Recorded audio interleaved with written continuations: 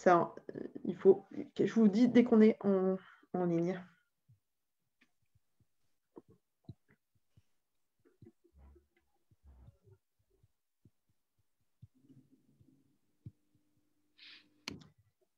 Le direct vient d'être lancé.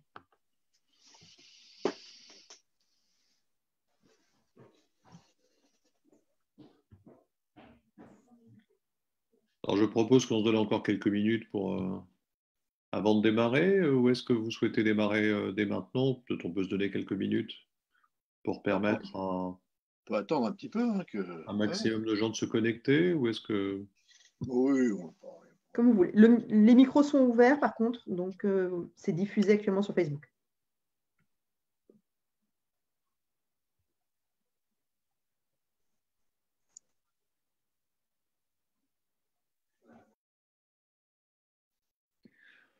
Bon, bienvenue à tous, en tout cas, même si on va démarrer cette réunion avec en prenant un tout petit peu de temps pour permettre à chacun qui l'ont souhaité de nous rejoindre ou d'assister à ce débat. C'est une des nouvelles rencontres que proposent nos causes communes, NCC, que j'ai le plaisir d'animer avec un certain nombre d'autres amis, et notamment avec Élodie Schwander, qui a la gentillesse d'assurer le soutien technique de cette réunion. Le recours au mode numérique présente l'avantage de pouvoir nous adresser soit directement, soit par la diffusion de l'enregistrement qui sera fait de cet échange à un grand nombre de participants, en tout cas un plus grand nombre que ceux qui viennent aujourd'hui ou qui peuvent venir aujourd'hui à des réunions. Alors avec le confinement en plus, ce n'était pas possible, mais les contraintes qui sont celles de la vie quotidienne rendent souvent difficile d'organiser des débats à 18h30. Donc on va reprendre ce rythme de rendez-vous. On va le reprendre chaque mois. On va en tout cas faire en sorte qu'il puisse y avoir maintenant à nouveau un débat tous les mois. Depuis le début, c'est-à-dire depuis 2 ans, nous faisons ces rendez-vous. Nous l'avons beaucoup concentré sur des questions liées d'une part à la démocratie, son évolution, l'évolution des comportements politiques, c'est dans ce cadre-là qu'on va se situer aujourd'hui, et puis on l'a consacré aussi pour une autre part à l'évolution de la société, du système économique, des rapports de force qui s'y manifestent sur un plan national comme sur un plan international, y compris d'ailleurs à travers le développement d'une économie dans laquelle le numérique joue un rôle de plus en plus important. Donc on reste toujours un peu sur ses deux pieds. Et c'est d'ailleurs autour de cette double thématique, avec un fil conducteur qui reste quand même l'approche par la République, puisque nous sommes un courant et un mouvement très républicain, à gauche et républicain. C'est autour de ces deux fils conducteurs d'ailleurs que sera construit la petite revue qu'on publiera bientôt, le document qu'on pourra publier bientôt d'ici la fin de l'année et qui fera la synthèse de tous les débats auxquels nous avons participé et que nous avons animés depuis quelques mois. Alors, compte tenu du genre, je propose que nous commencions tout de suite ce nouveau rendez-vous. On l'a consacré à la démocratie représentative. Et plus précisément en posant la question de savoir où va cette démocratie représentative.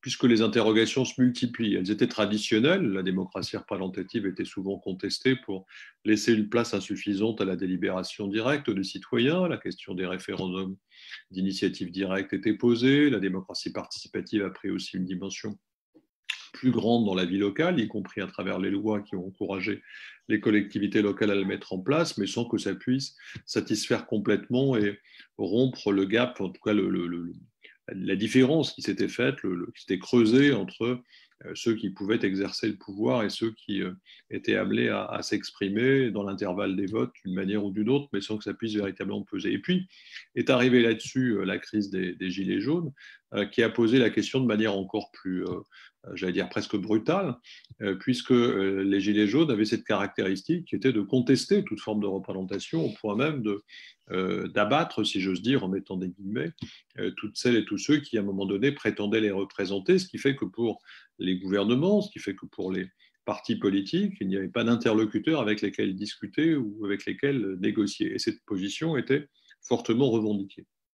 Elle s'inscrit par ailleurs dans un processus qu'on a noté les uns et les autres, qui est un processus lié notamment au développement du numérique, d'un rapport direct entre le chef, qui s'affirme de plus en plus fortement dans certaines de démocraties, y compris européennes, et parfois dans des non-démocraties, et la population, comme si un homme seul pouvait, à travers l'efficacité qu'il représente, incarner la démocratie lui-même, la faire fonctionner, atteindre les objectifs que la démocratie, en tout cas que le vote démocratique a fixé, quitte d'ailleurs à bousculer pour cela les règles de l'état de droit, l'opposition, bref, tous les cadres autour desquels s'était organisée une démocratie représentative. Démocratie représentative, d'ailleurs, c'est presque, c'est historiquement d'ailleurs un oxymore. La représentation a été envisagée, inventée presque pour éviter que ce soit le suffrage universel qui dise les choses et qui aide directement ces élus pour exercer le pouvoir. Et puis la démocratie s'y est rajoutée, en justement faisant que le suffrage universel investisse cette représentation pour que le représentant soit bien directement mandaté par le peuple dans son acception la plus large. Bref, on est là au cœur d'une discussion qui est passionnante, mais qui ne peut qu'interpeller ceux qui, évidemment, sont attachés à des formes de démocratie non seulement représentative mais raisonnée, dans lesquelles le débat s'organise selon des règles qui ont été préétablies, dans lesquelles tous les points de vue sont entendus et respectés, et qui, à un moment donné, suppose la délégation. Alors, où va-t-on face à ces phénomènes dans les années qui viennent? Quelles sont les conséquences que l'on peut tirer de ce qui est en train de se produire, de ce que les Gilets jaunes pourraient par en révéler? Quelles sont les leçons aussi à tirer de l'étude de l'opinion, qui montre aussi une appétence de plus en plus forte pour l'autorité, pour l'homme fort, pour celui qui va résoudre les problèmes sans s'embarrasser de trop de contraintes, et notamment de celles de l'état de droit ou de la consultation parlementaire? Toute question que Luc Rouban étudie depuis de nombreuses années, et très précisément encore en ce moment, à travers les publications qui sont les siennes, ses travaux, ses recherches, ses enseignements. Directeur de recherche au CNRS, au CEVIPOF Sciences Po, il est totalement impliqué dans ces discussions. Il nous a semblé qu'il était la bonne personne pour introduire cette discussion. Donc, je vais lui donner la parole tout de suite. Vous pourrez, pour celles et ceux qui le souhaitent, poser des questions. Vous pouvez le faire par écrit. On permettra aussi pour ceux qui l'ont souhaité et qui sont donc inscrits de cette manière d'intervenir dans le débat ensuite. Donc, une première demi-heure consacrée à la présentation de Luc Rouban, et puis ensuite un échange qu'on essaiera de clore aux alentours de 20 heures pour respecter un horaire raisonnable. Voilà, Luc, je vous laisse la parole tout de suite, et puis nous enchaînerons lorsque vous aurez terminé par les premières questions. Bien. Bonsoir à tous et à toutes, et merci beaucoup pour cette introduction qui est déjà très riche. Alors effectivement, il semblerait bien qu'on soit quand même dans une période historique assez importante sur le terrain politique, puisque on voit apparaître à la fois des démocraties libérales, c'est-à-dire qui reprennent à leur compte la démocratie représentative, mais qui limitent un certain nombre de droits, notamment ceux de la minorité, qui méprisent plus ou moins l'état de droit. Donc on voit ça en Hongrie, en Pologne, on voit ça un petit peu aussi maintenant aux États-Unis avec l'élection de Joe Biden.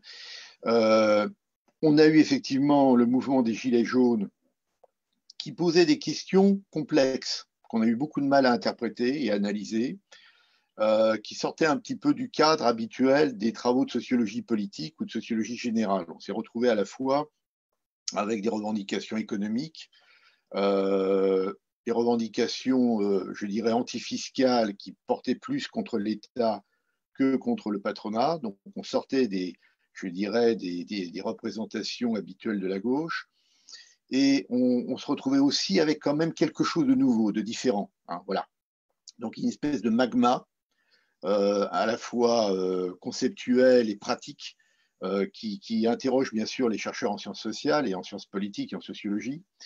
Et je crois, et c'est pour ça que ça va être un petit peu le sens de mon intervention ce soir, si on veut comprendre la question, enfin si on veut essayer de répondre à la question où va la démocratie représentative, il faut effectivement revenir un petit peu en arrière et faire un petit peu un point d'histoire, parce que je pense que effectivement le mouvement des Gilets jaunes, suivi par le grand débat national, suivi par, je dirais, cette ambiance de malaise démocratique qu'on note en permanence en France, et notamment lorsqu'on compare la France au Royaume-Uni ou à l'Allemagne. On l'a fait encore récemment dans le cas du baromètre de la confiance politique du CEVIPOF. On se retrouve toujours dans une situation très particulière où il y a, je dirais, un implicite, un non-dit, et on va voir, à mon avis, réapparaître un certain nombre de questionnements de nature historique qui ont été posées parfois depuis très longtemps. Et je voudrais revenir sur cette dimension parce que sinon, je pense, on ne comprend pas vraiment la portée de ce qui est en train de se jouer aujourd'hui. Alors voilà, j'espère que vous voyez bien la nouvelle diapositive. Donc simplement, je vais intervenir de manière un petit peu systématique pour cadrer le débat parce qu'effectivement, c'est un débat un petit peu complexe. Donc, on a quand même, concernant la démocratie représentative, 3 débats historiques. Je vais les désigner, je vais les nommer tout à l'heure. On a effectivement un problème de crise permanente, ce qui n'empêche pas qu'il faille réfléchir à la nouveauté de ce qui se joue aujourd'hui. Notamment, on parle du populisme.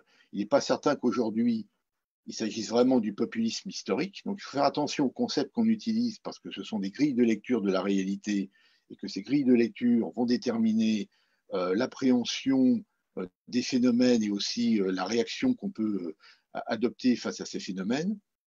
Un certain nombre de facteurs d'évolution empirique que je citerai, qu'on peut empiriquement constater assez facilement. Des causes politiques, là je serais peut-être un peu plus interprétatif, mais enfin, je m'appuierai quand même aussi sur des enquêtes de terrain. Je dirais c'est une crise à relativiser, on verra pourquoi, et on pourra parler ensuite évidemment pour ouvrir le débat sur les remèdes, et là je pense qu'il y a de quoi faire. Alors, je vais attaquer sur la question historique. Alors, premier point, je ne veux pas être trop universitaire ou trop professoral, mais il ne faut quand même pas oublier qu'à l'origine, on a le creuset de la démocratie représentative, c'est quand même la démocratie libérale. Et donc, il ne faut pas oublier, et ça, c'est la question que posent ou que posaient les Gilets jaunes. C'est le problème du régime sociopolitique de la démocratie et de la démocratie représentative. C'est-à-dire que celle-ci, très rapidement, je ne vais pas faire un long cours sur l'histoire des idées, mais si vous prenez l'un des grands auteurs phares de la démocratie libérale et du libéralisme politique, John Locke, au XVIIe siècle, il établit bien dans son traité du gouvernement civil que, dans le fond, le mécanisme de représentation ne se comprend que par rapport à une société de propriétaires, où on va séparer clairement ce qui relève du privé, ce qui relève du public, la représentation étant un moyen de protéger le privé, c'est-à-dire on va émanciper les individus qui pourront se consacrer aux affaires, au commerce. On est dans l'optique protestante, évidemment, du capitalisme qui se développe à ce moment-là. Et on va légitimer la représentation par le fait que, dans le fond, vous allez avoir essentiellement un pouvoir législatif qui va représenter les intérêts de la société, mais qui va surtout empêcher le pouvoir exécutif d'empiéter sur des droits fondamentaux.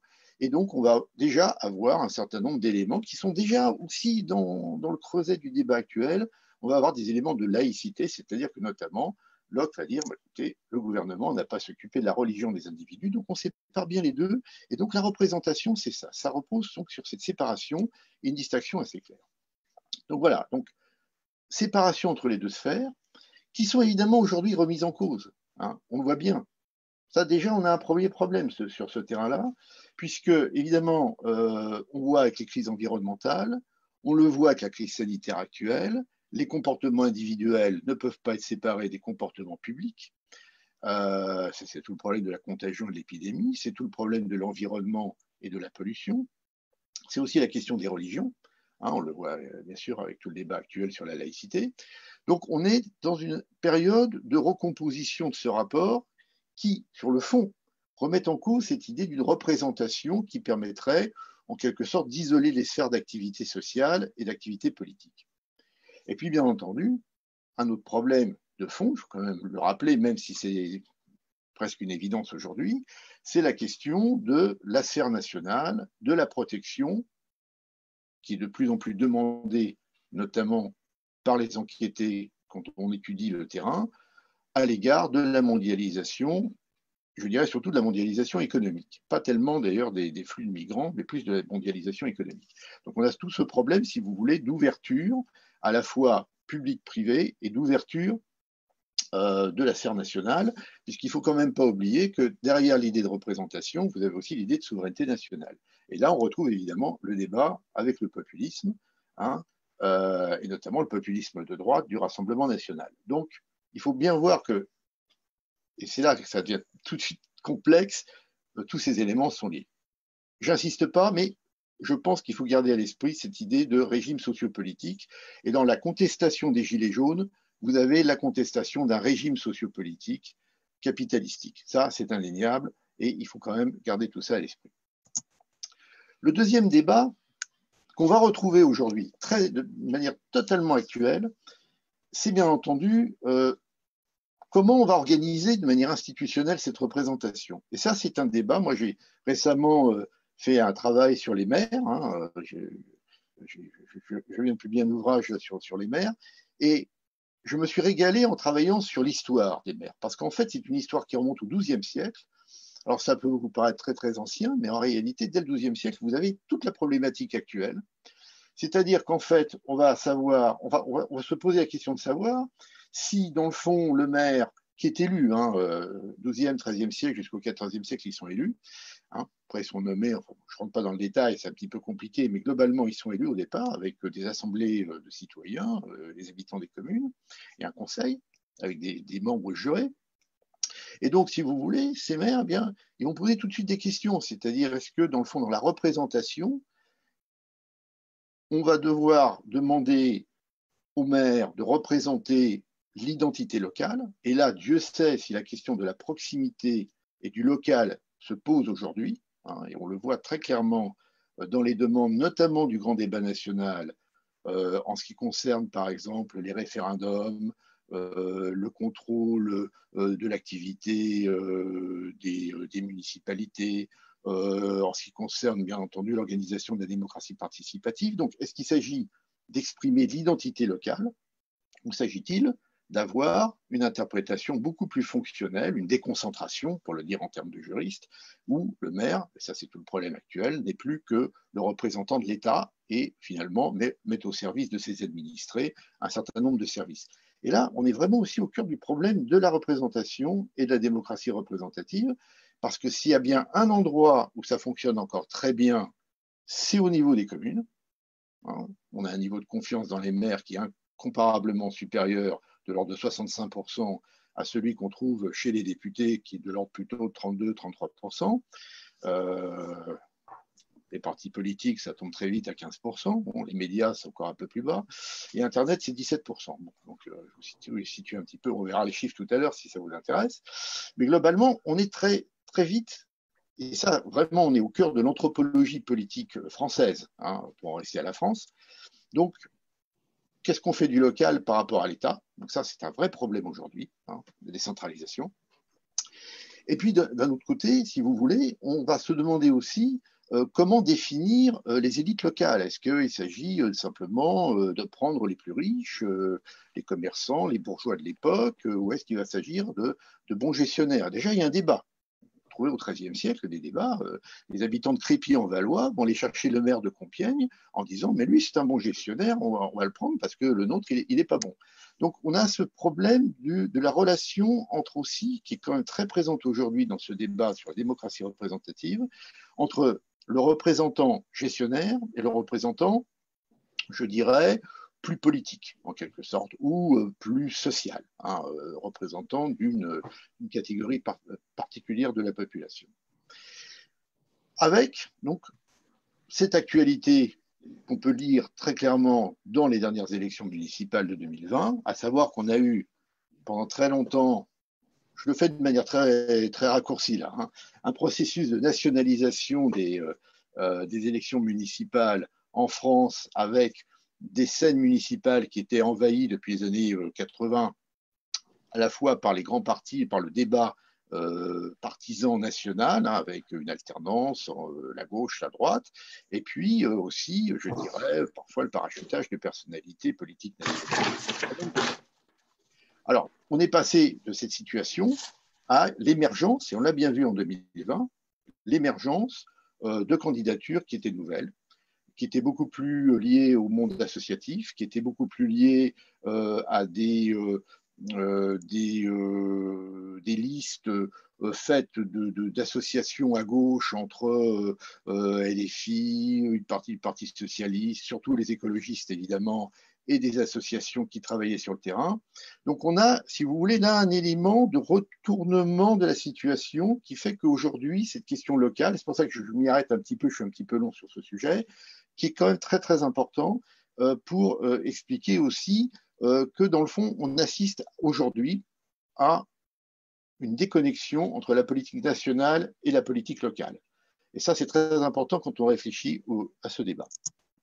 Troisième débat, alors là, je vais être aussi un petit peu rapide, mais il ne faut quand même pas oublier, et ça c'est toujours au cœur du débat actuel, c'est le grand débat aux États-Unis, après la guerre d'indépendance, entre les fédéralistes et les antifédéralistes, c'est qu'est-ce que c'est qu'un représentant sur un autre terrain. Là, c'est plus le terrain institutionnel, c'est un terrain de théorie politique plus générale. Est-ce que le représentant, finalement, est-ce que c'est un mandataire social qui vient représenter l'ensemble des citoyens, et aux États-Unis, donc l'ensemble des Américains, pour travailler à Washington, qui est appelé d'une manière ou d'une autre à une forme de professionnalisation, hein, qui sera un homme forcément de compromis, enfin un homme, je dis un homme, une femme aujourd'hui, mais à l'époque c'est plutôt des hommes, hein, il y a beaucoup de femmes, il n'y en a pas à dire. Mais disons, ça sera quelqu'un qui va travailler donc dans le compromis, qui va donc se professionnaliser, mais qui va, s'il est désigné de manière locale, il va représenter l'ensemble de la nation. D'ailleurs, c'est la logique française actuelle. Hein. L'article 27 de la Constitution de la Ve République considère comme nul tout mandat impératif. Et puis de l'autre côté, les antifédéralistes, ceux qui défendent beaucoup plus l'ancêtre, ce qu'on appelle à l'époque le parti républicain démocrate, c'est-à-dire en fait l'ancêtre du parti démocrate, c'est-à-dire le parti qui défend les États fédérés et les libertés locales, hein, Jefferson, Madison, qui consiste à dire non, les représentants, ce sont des délégués, hein, ce ne sont pas des mandataires sociaux, ils ont un mandat, ils représentent nos intérêts à Washington, ils ne sont pas là pour faire des compromis dans notre dos. Bon. Donc ça, c'est vraiment important parce que vraiment, on retrouve tout le débat actuel entre mandat libre ou mandat impératif chez les Gilets jaunes, dans le grand débat national, avec une tendance très forte pour le mandat impératif. Alors, et c'est là que les problèmes commencent, parce que le mandat impératif, tel qu'il est conçu à l'époque, c'est un mandat, je dirais, concernant un État, hein, concernant des populations entières. L'évolution sociale et sociopolitique actuelle, notamment en France, on verra tout à l'heure, fait qu'on peut se demander si dans cet impératif, il n'y a pas une relation qui devient très ambiguë. C'est-à-dire, est-ce qu'il s'agit encore d'une représentation politique ou pas, ou est-ce qu'on ne va pas plutôt vers une forme de groupe de pression qui envoie son délégué pour représenter des intérêts particuliers dans le cadre d'un, je dirais, d'un échange politique qui s'émiette et qui se transforme en un système de rapports de force extrêmement complexes qui finalement brouille aussi le message. Donc on pourrait y revenir, mais je pense qu'il faut faire attention à ça parce que les mêmes concepts et les mêmes idées peuvent s'investir et être investis de pratiques différentes parce que la société a évolué et que les idées ont évolué, les pratiques aussi. Alors, voilà un petit peu pour le cas. Donc, il est complexe. Vous voyez, donc le local, qu'est-ce qu'on fait du mandat impératif? Et puis finalement, qu'est-ce qu'on fait aussi, je dirais, d'une manière plus générale, du régime sociopolitique ou du régime aussi économique de la démocratie libérale. Bon. Alors, bien entendu, il ne faut pas oublier, on parle beaucoup de crise de la démocratie représentative, il ne faut quand même pas oublier que c'est une crise permanente. C'est-à-dire qu'on n'a jamais eu dans l'histoire une période idéale où tout le monde aurait été absolument ravi d'avoir un système de démocratie représentative. La Révolution française, hein, je ne reviens pas, mais il faut quand même la rappeler, hein, les monarchies, ça va plutôt les monarchiens disent, mais de toute façon, on ne va pas donner le pouvoir à la multitude, hein, ce qu'on appelle la multitude, parce que les démagogues vont s'en servir. Ils n'avaient pas totalement tort hein, sur ce terrain-là. Bon, mais les démagogues, hein, on va susciter les passions. Hein. Alors maintenant, on n'a plus les journaux d'Ancien Régime, mais on a Facebook, on a d'autres réseaux sociaux aussi, il n'y a pas que Facebook. Bon, voilà. Et puis, bien sûr, à gauche, on va avoir Babeuf, on va avoir un certain nombre de libertaires qui vont dire tout ça, c'est une façon de trahir le peuple. Et déjà, hein, on a la thèse populiste hein, de la rupture entre les élites et le peuple. Vous allez trahir le peuple. Je rappelle que sous la Troisième République, on a une longue série de crise politique autour de l'antiparlementarisme. Je ne reviens pas là-dessus. La montée du fascisme, la montée de l'extrême droite, les scandales, la critique qui se développe énormément contre, je dirais, les élites et les élus de manière extrêmement virulente. Daniel Halévy désigne les notables locaux comme des sphinx à tête de veau, dans un fameux pamphlet. Donc même au niveau local. Donc il ne faut pas s'imaginer que c'était... vous savez, on a tendance aujourd'hui à magnifier la Troisième République, en faire une espèce de mythe républicain absolu. En réalité, c'est très conflictuel et très autoritaire, et très libéral aussi. Le populisme, avec ses multiples visages, c'est-à-dire qu'on va passer... Alors là, je ne vais pas rentrer dans le détail non plus, parce que ça serait beaucoup trop long, mais si vous voulez... On a l'anarchisme qui prend une proportion très importante dans l'entre-deux-guerres dans certains pays, et même avant la guerre de 14, d'ailleurs en France. Vous allez avoir des pays, notamment le Mexique, qui vont avoir des révolutions anarchistes extrêmement puissantes. On va retrouver dans l'entre-deux-guerres, je cite sur ma diapositive Orwell et la guerre d'Espagne, parce que Orwell assiste à la guerre d'Espagne et montre comment les choses se passent très très mal à Barcelone entre les anarchistes et les communistes, et comment les communistes vont finalement massacrer les anarchistes qui avaient créé justement une démocratie participative extrêmement vivante en Catalogne et qui s'opposait complètement à des appareils de parti très structurés à l'époque. Bon, fascisme et nazisme, communisme soviétique. Bon, on est toujours, alors là, c'est ça l'ambiguïté, on est toujours dans la représentation, mais la représentation du peuple. Alors là, d'une manière évidemment très différente, puisque on est dans un système de populisme qui implique que, un, vous avez un parti unique, deux, vous avez un chef suprême, deux éléments qui ne caractérisent pas ce qu'on appelle le populisme aujourd'hui, qu'on ne retrouve pas aujourd'hui dans le populisme actuel, ni de droite ni de gauche. Donc aujourd'hui, on est plutôt dans un néo-populisme, on pourrait y revenir lors du débat, mais on n'est quand même pas dans ce modèle historique. Et évidemment, une violence extraordinairement puissante, institutionnelle, je ne reviens pas là-dessus. Bon. Le point commun de tous ces mouvements, là encore, régime sociopolitique, c'est que, dans le fond, vous avez toujours la critique d'un régime bourgeois qui est détenu et monopolisé par des élites sociales. Et ça, on va retrouver ça chez les anarchistes, chez les fascistes, chez les nazis et bien sûr chez les communistes. Donc, on a toujours cette idée fondamentale de rupture sociologique du pays. Je ne reviens pas là-dessus, mais crise permanente. Alors, maintenant on va revenir un petit peu plus à l'actualité, des éléments plus récents. Donc, on n'est pas dans une situation, on est dans une situation en mouvement en permanence. Bon. Les facteurs d'évolution qui ont précipité un petit peu, à mon avis, cette crise de la démocratie représentative depuis un certain nombre d'années en France, qui enregistre, qui se manifeste par le fait que, par exemple, les taux de confiance dans les élus baissent singulièrement, je vous le montrerai tout à l'heure, depuis les années 60, mais beaucoup plus depuis les années 90-2000. On pourra revenir sur les éléments, si vous voulez, les éléments d'évolution, mais globalement, donc, perte de confiance,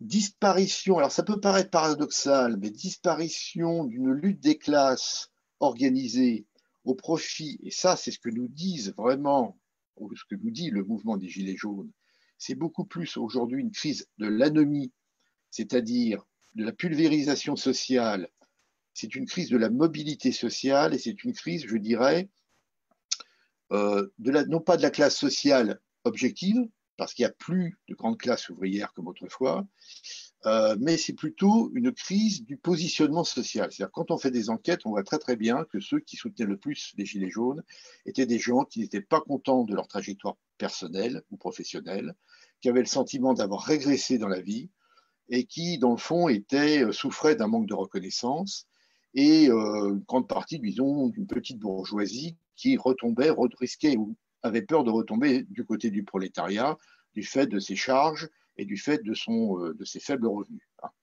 Donc, si vous voyez, on a un élément là très important de crise de la mobilité sociale. On a un registre de légitimation qui a changé, c'est-à-dire que l'action publique, j'ai mis sur la diapositive crise de la fonction politique et de l'engagement, ça c'est vrai, On voit quand même les partis quand même s'anémier de plus en plus, ils perdent beaucoup de militants. On a vu aussi, moi j'ai pu constater de visu concrètement qu'il y avait des formes d'investissement dans les partis politiques, et je pense notamment au Parti socialiste à gauche, qui étaient souvent assez utilitaires de la part d'un certain nombre de jeunes militants qui voyaient parfois cet investissement comme une rente de situation, du moins comme une promesse de situation pour obtenir des postes. Je le dis assez clairement, mais on a vraiment des exemples assez concret et assez clair pour illustrer ce fait. Et si vous voulez, en parallèle, on a une forme d'investissement, d'engagement qui passe plus par, je dirais, une réussite à travers l'entreprise privée. Donc il y a, si vous voulez, cette recherche à la fois de l'individualisme, une forme d'utilitarisme économique qui s'est quand même développée, et on retrouvera ça, on verra tout à l'heure, en matière de relations politiques au niveau local. Donc, si vous voulez, vous avez quand même le registre de l'entreprise privée est plus valorisant souvent, notamment pour les jeunes, que notamment, et il y a eu récemment un article dans Le Monde à ce sujet-là, que par exemple d'aller s'engager dans la fonction publique ou dans le service public. Donc le terrain de l'action publique est quand même, s'est affaibli.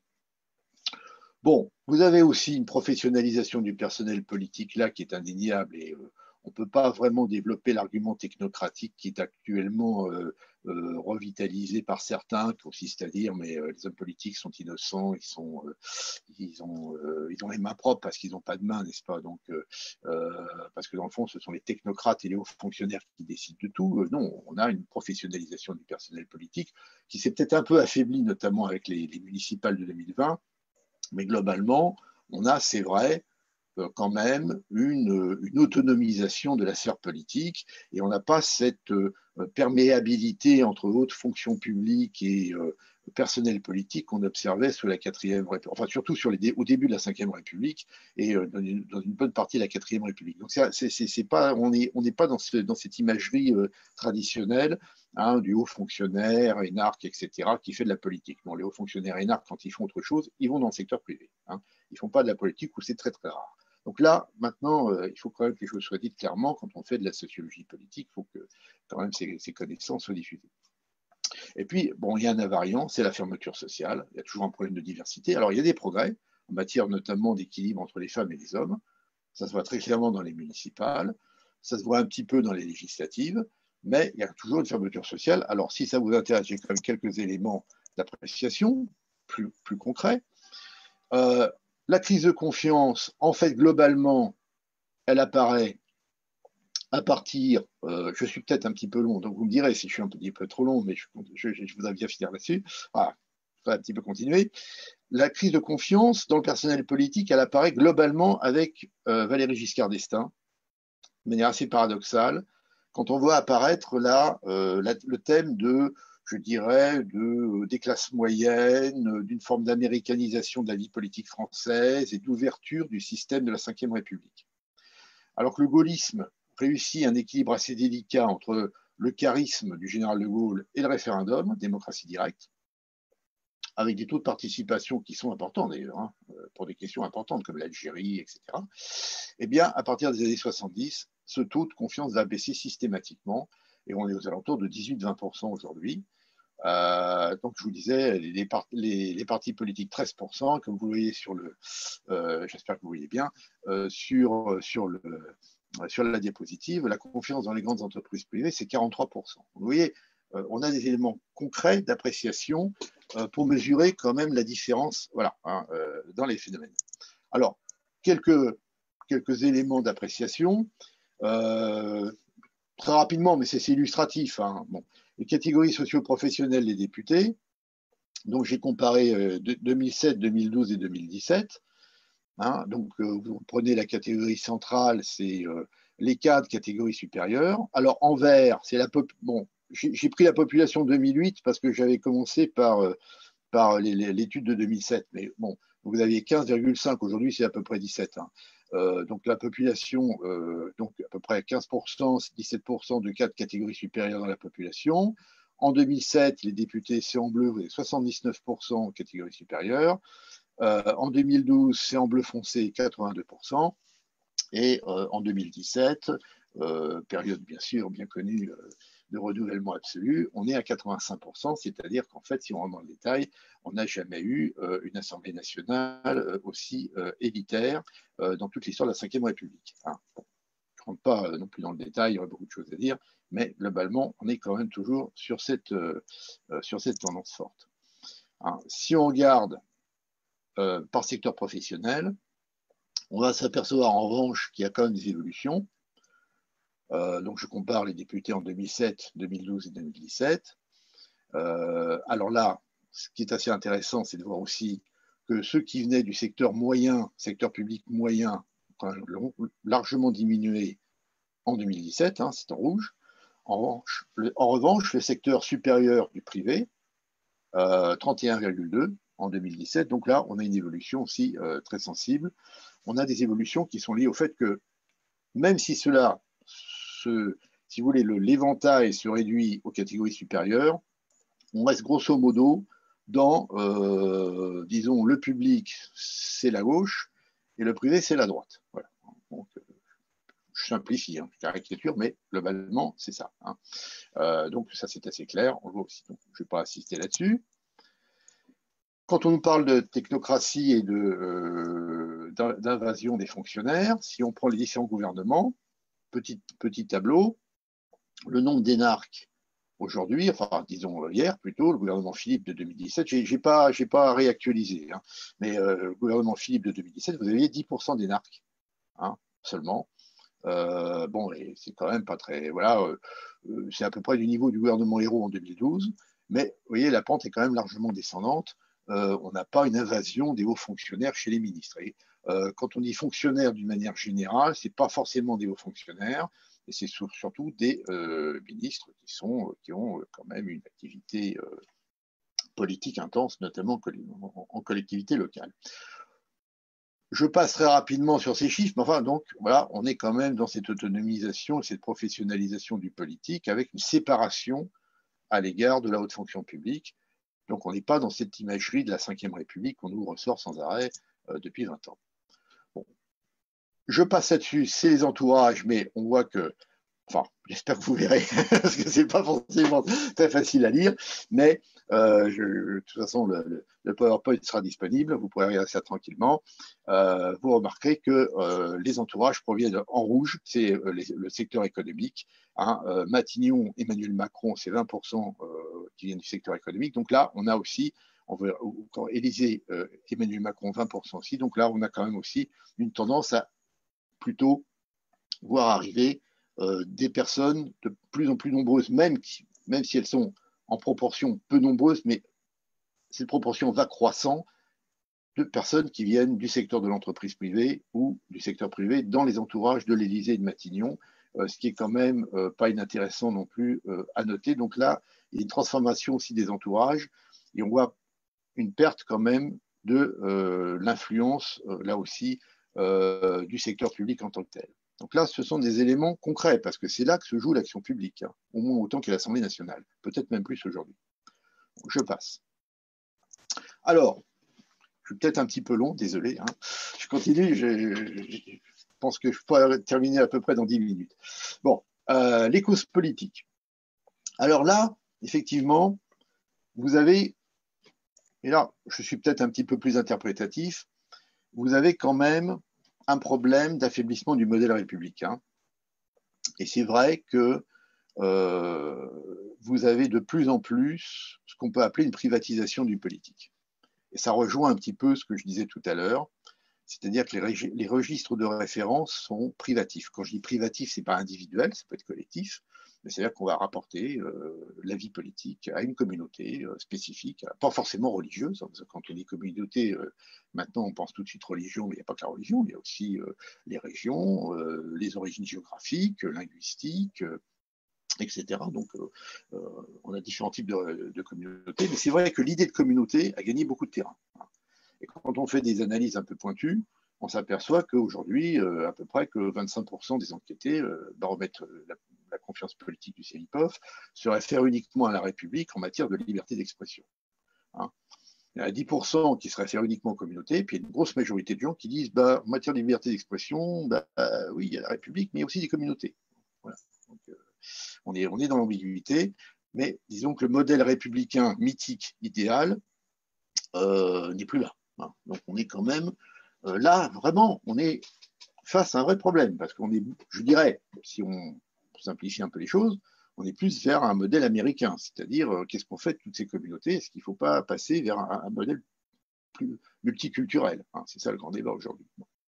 Ce que vous voulez dire par là, pardon Luc de vous interrompre, mais c'est quand Okay. même cette allusion, ce que vous voulez dire par là en évoquant les communautés, c'est l'idée que c'est par rapport aux droits qu'on revendique pour ces communautés, à la protection qu'on veut pour cette communauté, aux libertés qu'on veut exercer dans ce cadre, que la référence se perd. C'est une référence. C'est-à-dire, c'est l'idée que les communautés ont des droits et que il faut aussi les protéger, que dans le fond, eh bien, certaines grandes libertés, comme la liberté d'expression, peuvent être réduites ou limitées ou contraintes ou contrôlées, parce que il y a quand même des droits pour les communautés. Donc, il faut faire attention.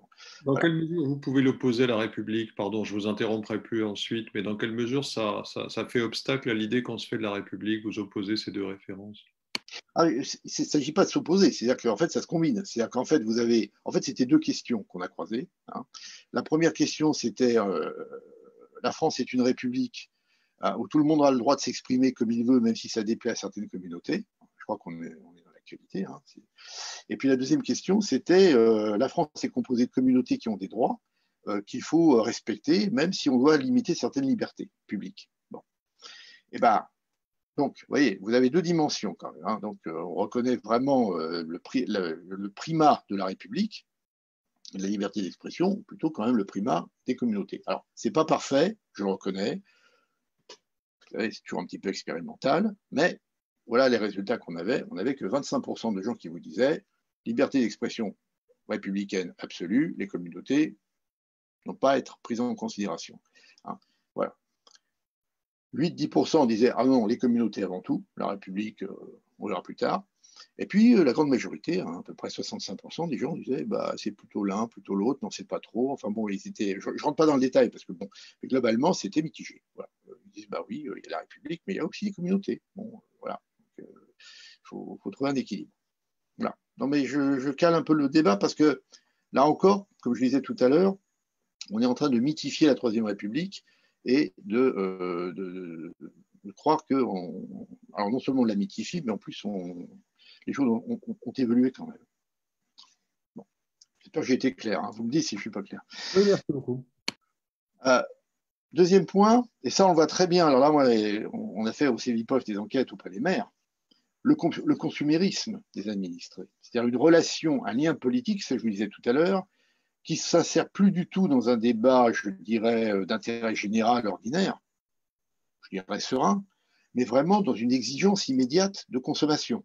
C'est-à-dire, moi j'ai besoin, je veux, il faut me répondre, et notamment les maires des petites communes vous disent, nous on est excédés. L'un des points essentiels, quand on leur donne la parole, le verbatim essentiel des maires en la matière, c'est de dire, ils sont ingrats, et puis alors, c'est le modèle consommateur, c'est-à-dire qu'on doit être disponible à toute heure, on doit leur répondre tout de suite, sans délai, même sur des dossiers complexes, ils ne comprennent pas qu'il y ait des retards, ils se croient au supermarché. Hein, voilà. Donc ça, c'est aussi un élément important hein, dans la relation politique. Donc voilà, ça joue aussi.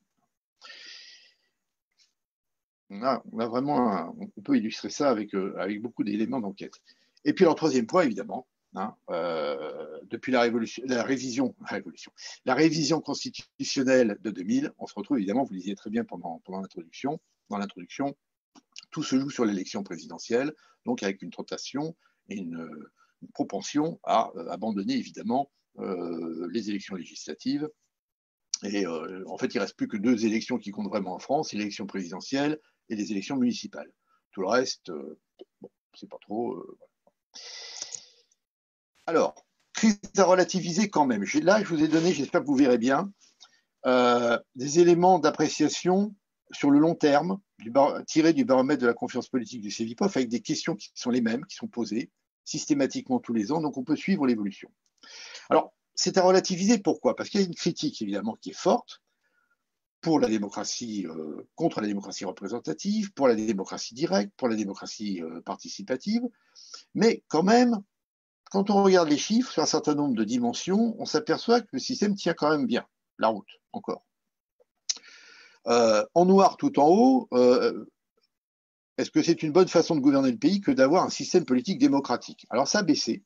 On est passé de 89 en 2014 à 75 en 2020. Enfin, ça tient encore quand même la route. La démocratie fonctionne bien. Alors là, en France, c'est en vert, c'est tout à fait en bas. Hein. Ça a baissé, ça a fluctué, ça remonte un petit peu, mais c'est vrai que par rapport à d'autres pays européens, on est l'un des pays où les Français considèrent, enfin où les citoyens considèrent que la démocratie fonctionne mal. Hein.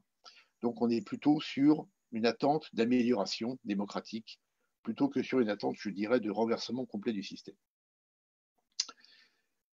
S'intéresse à la politique, alors là oui, c'est toujours stable, hein, c'est la ligne rouge.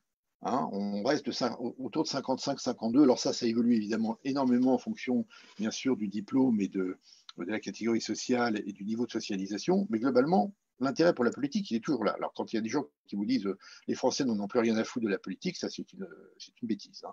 C'est pas ça du tout. Hein. En revanche, la ligne jaune, ça, c'était un des éléments, si vous voulez, pour mesurer la demande de démocratie directe ou disons, de populisme, entre guillemets, ou de néopopulisme. C'était une bonne façon de gouverner, c'est que les citoyens décident à la place du gouvernement, hein, directement. C'est la ligne jaune, ça baisse.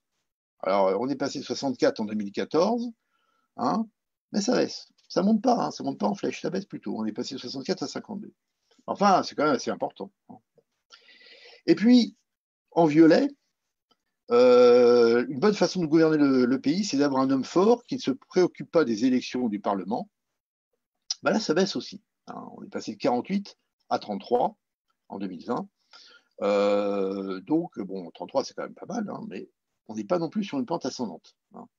Donc, la situation, elle est quand même plus nuancée que celle que l'on présente habituellement. Hein. Aujourd'hui, on n'est pas dans une explosion alors, on a une demande d'autorité, mais pas forcément d'autoritarisme, certainement pas. Bon, autorité de l'État, oui, mais autorité, c'est pas autoritarisme. Donc, faire attention. Vous voyez un petit peu. J'avance un petit peu, hein, parce que je ne voudrais pas être trop long quand même, parce que là, je suis un petit peu long. Alors, les remèdes, là, je termine. Comme ça, vous allez être enfin, on va pouvoir enfin donner la parole à tout le monde. Donc, les remèdes, alors, effectivement, moi, je prends un petit peu position maintenant, enfin, quand même sur la base d'enquête ou d'études. La démocratie directe, les référendums, pourquoi pas, mais c'est vrai qu'on a vu quand même une grosse différence entre les participants au grand débat national qui étaient beaucoup plus mitigés sur ce sujet, et notamment sur le référendum d'initiative citoyenne que les Gilets jaunes, avec un vrai problème, c'est que le référendum, ça se transforme très vite en plébiscite, tout de suite même, et c'est très difficilement utilisable pour les questions complexes, du genre par exemple la PMA, parce que là, vous devez avoir des mesures de mise en œuvre en fonction de la situation des femmes ou des couples, etc. Donc c'est compliqué, donc vous ne pouvez pas dire oui, non, etc. On peut pas, c'est pas si simple. Hein. Pas comme les journalistes qui vous disent par oui ou par non. Vous savez, bon. Bon. Ensuite, deuxièmement, contrairement à ce qu'on soutient souvent, et c'est confirmé d'ailleurs par ce qui se passe aussi, par exemple, dans des pays comme en Italie, hein, qui pratiquent le référendum systématique. Vous avez des taux de participation qui sont très bas, y compris au niveau territorial. On l'a vu en France, en Martinique, en 2010, quand il s'agissait de mettre en place une collectivité locale unique, 36% de participation, pourtant les habitants étaient directement concernés. En 2013, rebelote, en Alsace, pour créer une collectivité locale d'Alsace. Bon. Donc, il faut faire attention parce que, moi je vous dirais, je ne vois pas pourquoi une décision qui serait prise avec 40% de participation, donc une majorité de 40%, donc si vous avez, disons, 60% sur 40% de participation, ça fait 60% par 40%, ça fait 24%. Hein. Donc ça va faire 24% des inscrits. Est-ce que c'est plus légitime qu'une décision qui sera élaborée par un Parlement et une Assemblée nationale, hein, avec peut-être des professionnels, mais bon, qui discuteront. Voilà. Je pose la question.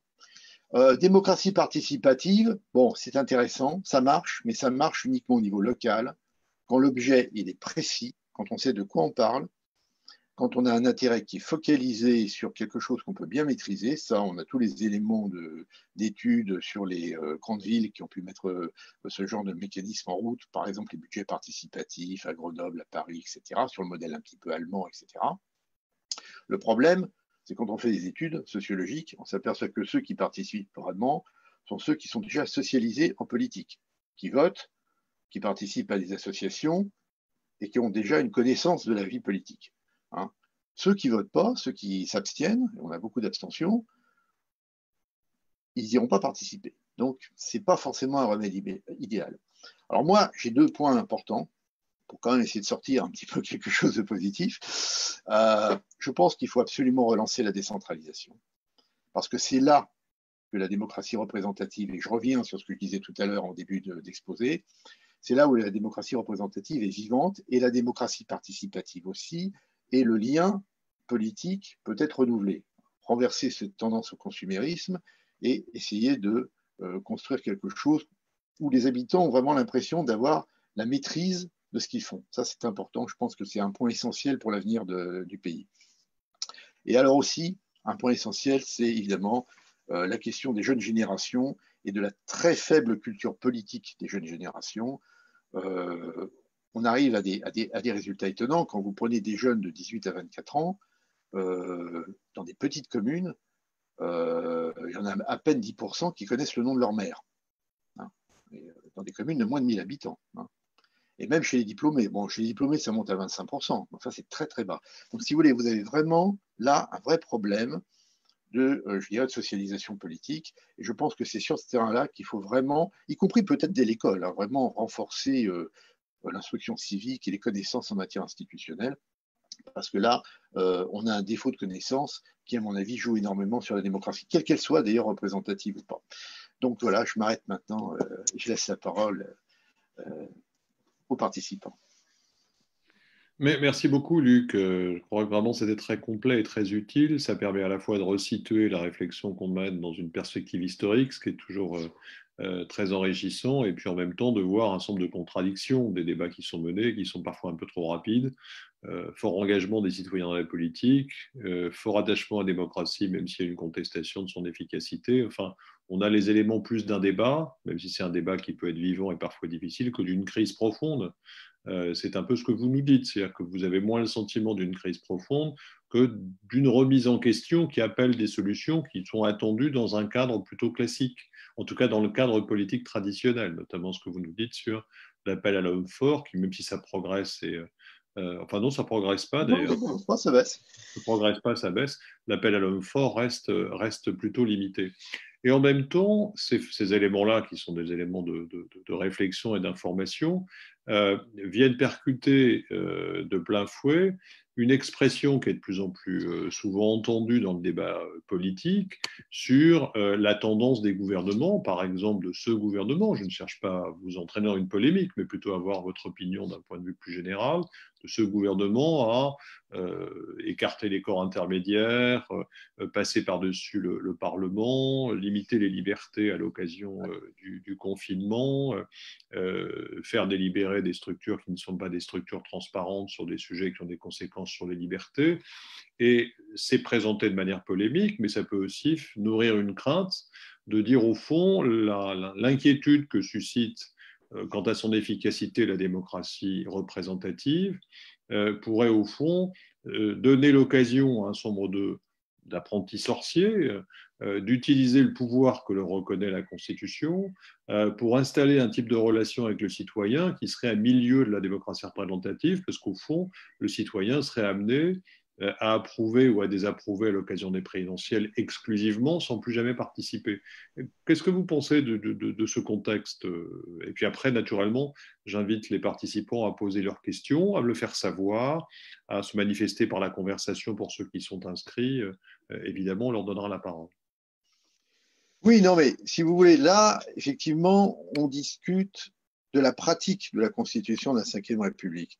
Bon, il faut le dire clairement, la loi d'urgence sanitaire est parfaitement légale, enfin les mesures sont légales, hein, voilà, vous avez le code de la santé publique, et je serai très précis sur ce sujet, mais on a des articles très précis qui prévoient par exemple la prolongation d'un mois par la loi. Donc tout ça, on est dans le légal. Mais le problème, évidemment, c'est cette pratique très verticale du macronisme, qui avait été quand même largement diffusé ou, comment dirais-je, présenté comme étant le triomphe de l'horizontalité d'une évolution démocratique en France.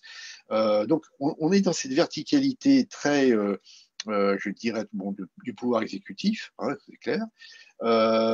Conflit permanent, c'est ce que je disais tout à l'heure. Alors, je n'ai pas dit, mais enfin, bon, ça rejoint ce que je disais tout à l'heure, avec les maires, avec les élus locaux en permanence, avec cette problème permanent ça c'est très, je dirais, très caractéristique de ce qui se joue depuis 2017, cette perte du lien, de la connexion avec le terrain. Hein. C'est-à-dire le sentiment qu'effectivement, je passais un petit peu rapidement là sur les entourages, mais on a quand même des concentrations du pouvoir au niveau du pouvoir exécutif, une majorité très docile, hein, une majorité absolue à l'Assemblée nationale. Ça, c'est le jeu des institutions de la 5e, on n'en sort plus. Et depuis la révision de 2000, on est dans une situation, évidemment, la présidentielle décide de tout. Donc, ça n'a quand même pas été une bonne affaire. Hein, parce que, finalement, on critiquait beaucoup le risque de cohabitation, mais dans le fond, c'était une écoute de la démocratie au quotidien. Tandis que là, évidemment, maintenant, vous avez bon, une assemblée bon, avec un taux d'abstention qui grandit d'ailleurs assez régulièrement, qui est composé de simplement du soutien à la majorité présidentielle. Donc, si vous voulez, on est vraiment dans ce que la Ve République peut produire de plus vertical et de plus exécutif. Bon. Voilà, mais on est verrouillé par le système constitutionnel, si vous voulez. Donc, alors moi, je comprends très bien, et on voit bien ces réactions des élus locaux, on voit aussi les réactions du Sénat, ou aussi même à droite, hein, Gérard Larcher qui proteste régulièrement parce que les élus locaux sont pas consultés. Il y a une pratique du pouvoir, si vous voulez. Rien n'oblige le président de la République ou ses ministres à consulter les élus locaux, à consulter en dehors de effectivement. Mais alors, je suis d'accord avec vous, si vous voulez, il y a ce malaise parce que, alors, le problème qui est plus compliqué encore, c'est qu'on est dans une crise sanitaire où on a une parole aussi d'expert qui vient par derrière. Et là, on est dans un domaine où le contrôle démocratique est quand même très difficile parce qu'on ne sait pas si l'information est sérieuse. On le voit bien, on a fait les études là-dessus. La confiance est forte quand il s'agit d'une parole qui vient des médecins, des vrais scientifiques, et puis plus on s'approche du gouvernement, plus on a des experts qui travaillent avec le gouvernement, ou des médecins qui travaillent dans les médias, et moins la confiance est forte. Donc ce malaise démocratique, effectivement, irrigue l'ensemble du problème. Mais là, effectivement, c'est plus complexe encore parce qu'effectivement, on est dans une mise en forme de l'information scientifique sans que le citoyen ordinaire puisse réellement avoir les moyens d'évaluer. Le problème, c'est que, et c'est là, à mon avis, le vrai problème, c'est là où il y a un danger, c'est que le populisme crée une défiance à l'égard de la science. C'est-à-dire les gens les plus populistes qui vont dire ils sont tous corrompus, le système est pourri, il faut passer directement au peuple, il faut complètement sauter au-dessus des élus, etc. Eh bien, ce sont des gens qui, très majoritairement, n'auront pas confiance dans la science, ni dans les scientifiques, pour différentes raisons. Hein. Ce n'est pas forcément les mêmes. Hein. Soit parce qu'ils sont compromis dans des intérêts privés, soit parce que tout simplement, on se dit que c'est que cette élite qui nous raconte n'importe quoi et qui ne sait pas trop de quoi elle parle. Donc, si vous voulez, le problème, il est là, c'est qu'effectivement, on a cette défiance. Donc, l'évaluation des politiques publiques ne fonctionne pas, si vous voulez. Ça, c'était un grand truc qu'on nous a souvent dit. Ah, on va évaluer les politiques publiques. Oui, mais l'ennui, c'est qu'on n'est plus dans le débat rationnel. C'est-à-dire qu'aujourd'hui, on est dans un débat, on est si vous voulez, dans un débat de croyance. C'est-à-dire que vous n'avez pas des gens qui vous disent je débat avec vous avec un argumentaire scientifique. On a des gens qui vous disent de toute façon, je ne crois pas à votre système d'évaluation. Voilà. Le problème, il est là aujourd'hui. Donc, ce n'est pas vraiment, si vous voulez, ça va plus loin que la démocratie représentative. C'est-à-dire qu'on sort du cadre républicain, on sort de la logique scientifique, de la rationalité républicaine, pour entrer dans le domaine des émotions, dans le domaine de l'affect, etc. Vous voyez. Mais sinon, voilà, c'est tout ce que je pourrais vous dire sur ce sujet. Alors, merci beaucoup. J'ai au moins 4 questions. Je vais passer tout de suite la parole à Emmanuel Morel, ensuite à Marie-Noëlle Lindemann, Frédéric Vergès et David Abrial. Donc, Emmanuel. Oui, est-ce que vous m'entendez? Oui, très bien. Moi, j'ai 2 petites questions pas compliquées. Je me demande quand même si ce qu'on appelle la crise de la représentation politique, c'est pas plutôt une crise de l'efficacité du politique. Je m'explique. Moi, je crois, d'ailleurs, vous l'avez rappelé, que il n'y a pas de désaffection des Français dans l'intérêt pour la politique, dans le goût pour la politique. En revanche, il y a évidemment une déception de voir les gouvernements qui se succèdent et qui donnent l'impression non seulement d'une impuissance à changer le cours des choses, ça c'est quand même très frappant, ce qui explique d'ailleurs que de plus en plus on a des présidents de la République qui ne font qu'un mandat, mais aussi d'une indifférenciation progressive, on va dire ces dernières décennies, entre la droite et la gauche qui étaient pourtant censées représenter des projets antagonistes, quoi. Et est-ce que c'est pas cet effacement de la conflictualité et cette impuissance à changer le cours des choses qui explique une déception qui aboutirait à une crise de la représentation? C'est la première question. Deuxième question, rapidement. Je suis un peu plus circonspect. Enfin, je ne partage pas totalement votre avis sur la démocratie directe. Moi, je pense que il serait bien d'essayer, en tout cas, d'instaurer une culture de la démocratie directe. Parce que vous parlez de risque de plébiscite, mais si on banalise le référendum, si on y a recours beaucoup plus systématiquement, peut-être qu'au début, ça ne se passera pas très bien, peut-être qu'au début, il y aura peu de participation, à l'instar de ce qui s'était passé avec la Nouvelle-Calédonie, par exemple, ou le quinquennat. Mais la culture de la démocratie directe, ça se construit, ça se nourrit. Je ne crois pas qu'il faille abandonner cette piste. Je crois vraiment que c'est une piste intéressante. Voilà, c'était 2 petites questions très rapides, mais pour dire qu'il y a dans votre exposé aussi des raisons d'espérer, parce qu'on se rend bien compte quand même que, contrairement à ce qu'on peut lire parfois, il y a une crise qui est incontestable, mais que cette crise, elle est à relativiser, elle peut être combattue pourvu qu'on prenne les mesures nécessaires. Et c'est tout le mal qu'on essaye de se donner, nous qui sommes des militants politiques. Merci Je beaucoup. réponds, Oui. je réponds tout de suite ou on prend plusieurs questions peut-être, non? Je vais vous laisser répondre tout de suite et après je prendrai peut-être plusieurs questions. Les 3 questions suivantes, je les prendrai peut-être ensemble. D'accord. Ah oui, bon, effectivement, bon, je vais commencer par le deuxième point. Oui, une culture de la démocratie directe, oui, pourquoi pas. Du référendum, pourquoi pas. Alors, effectivement, le risque quand même, il faut voir par exemple l'exemple de l'Italie, hein, l'expérience italienne.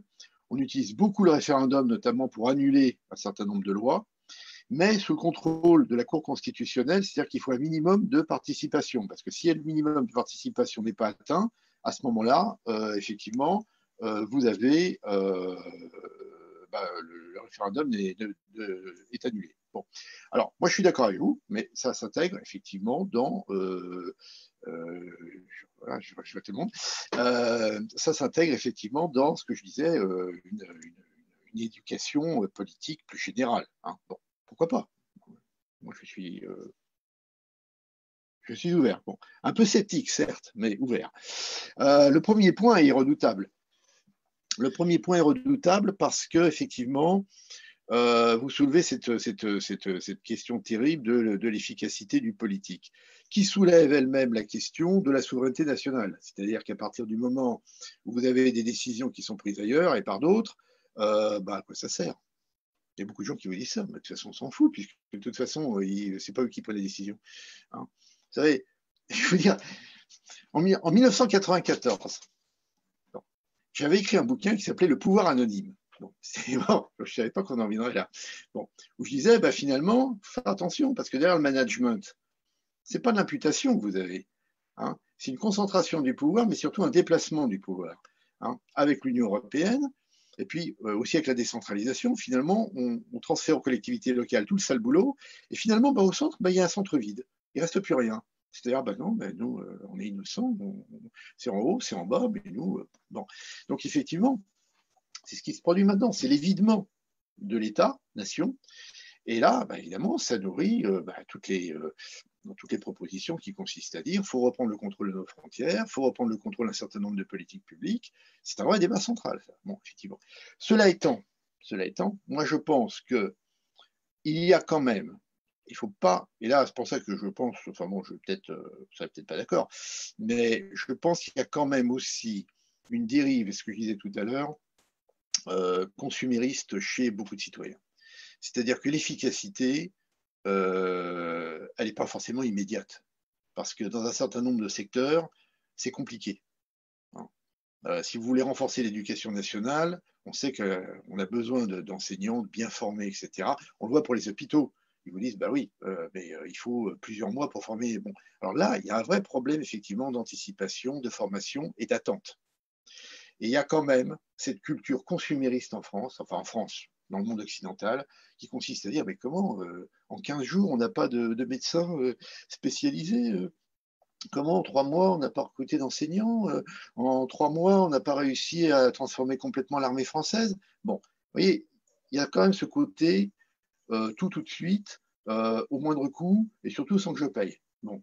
Donc, ça, c'est les défauts du capitalisme, je dirais, de cette culture capitalistique, hein, de cette culture, je dirais, bassement consumériste. Bon. Voilà, donc, je pense qu'il y a ça aussi. Indifférenciation entre droite et gauche. Non, alors là, pour moi, le clivage droite-gauche, il est toujours là. Hein. En tous les cas, en termes d'attente et de demande, en termes de valeur, il n'y a pas photo. En termes d'offres, il y a quand même des différences aussi. Hein. Moi, je suis désolé, mais si vous regardez la politique de la fonction publique, c'est quand même pas la même chose à droite. La droite ou au centre, Modem, La République en marche, etc., et à gauche. Hein. C'est quand même pas la même chose. Bon. Donc, je crois qu'il y a quand même. Ça, je ne crois pas trop à ces arguments. Non, le problème, c'est toujours ça c'est l'efficacité, comment la mesure-t-on et comment l'évalue-t-on. Et à mon avis, le cœur du problème, c'est qu'on est dans un système aujourd'hui où cette évaluation est remise en cause, non pas dans ses résultats, mais dans son principe même. C'est-à-dire qu'on n'a pas confiance qui va évaluer et qui va déclarer que c'est efficace ou pas. Ça, c'est un vrai problème. Je ne vais pas dire évaluation. Il y a plein de boîtes de consultants privés qui vous disent on va évaluer les politiques publiques. Ça a commencé avec Rocard dans les années 90. Moi, je m'en souviens très, très bien. Au commissariat général du plan, j'étais assis benoîtement dans mon coin. Et puis, je voyais des gens qui disaient on va évaluer. Nous évaluons les politiques publiques. Alors, ça poussait comme des champignons. Ils se sont goinfrés avec les crédits publics. Et puis, leurs rapports, on ne les a jamais revus. Hein, bon, et puis, eux, ils doivent certainement être du côté maintenant de la République en marche. Bon, j'aurais peut-être pas dû le dire. Voilà. Donc, le problème, il est là, si vous voulez. C'est que cette efficacité, elle est complexe parce qu'il y a aussi quand même des phénomènes. Bon, je ne suis pas un politique, mais je pense que notamment sur un certain nombre de terrains, comme le terrain international, le terrain des migrations, c'est compliqué. C'est pas simple parce qu'on n'est pas seul. Il faut négocier. Enfin, vous voyez, bon, bon. Là, non, mais c'est une vraie interrogation.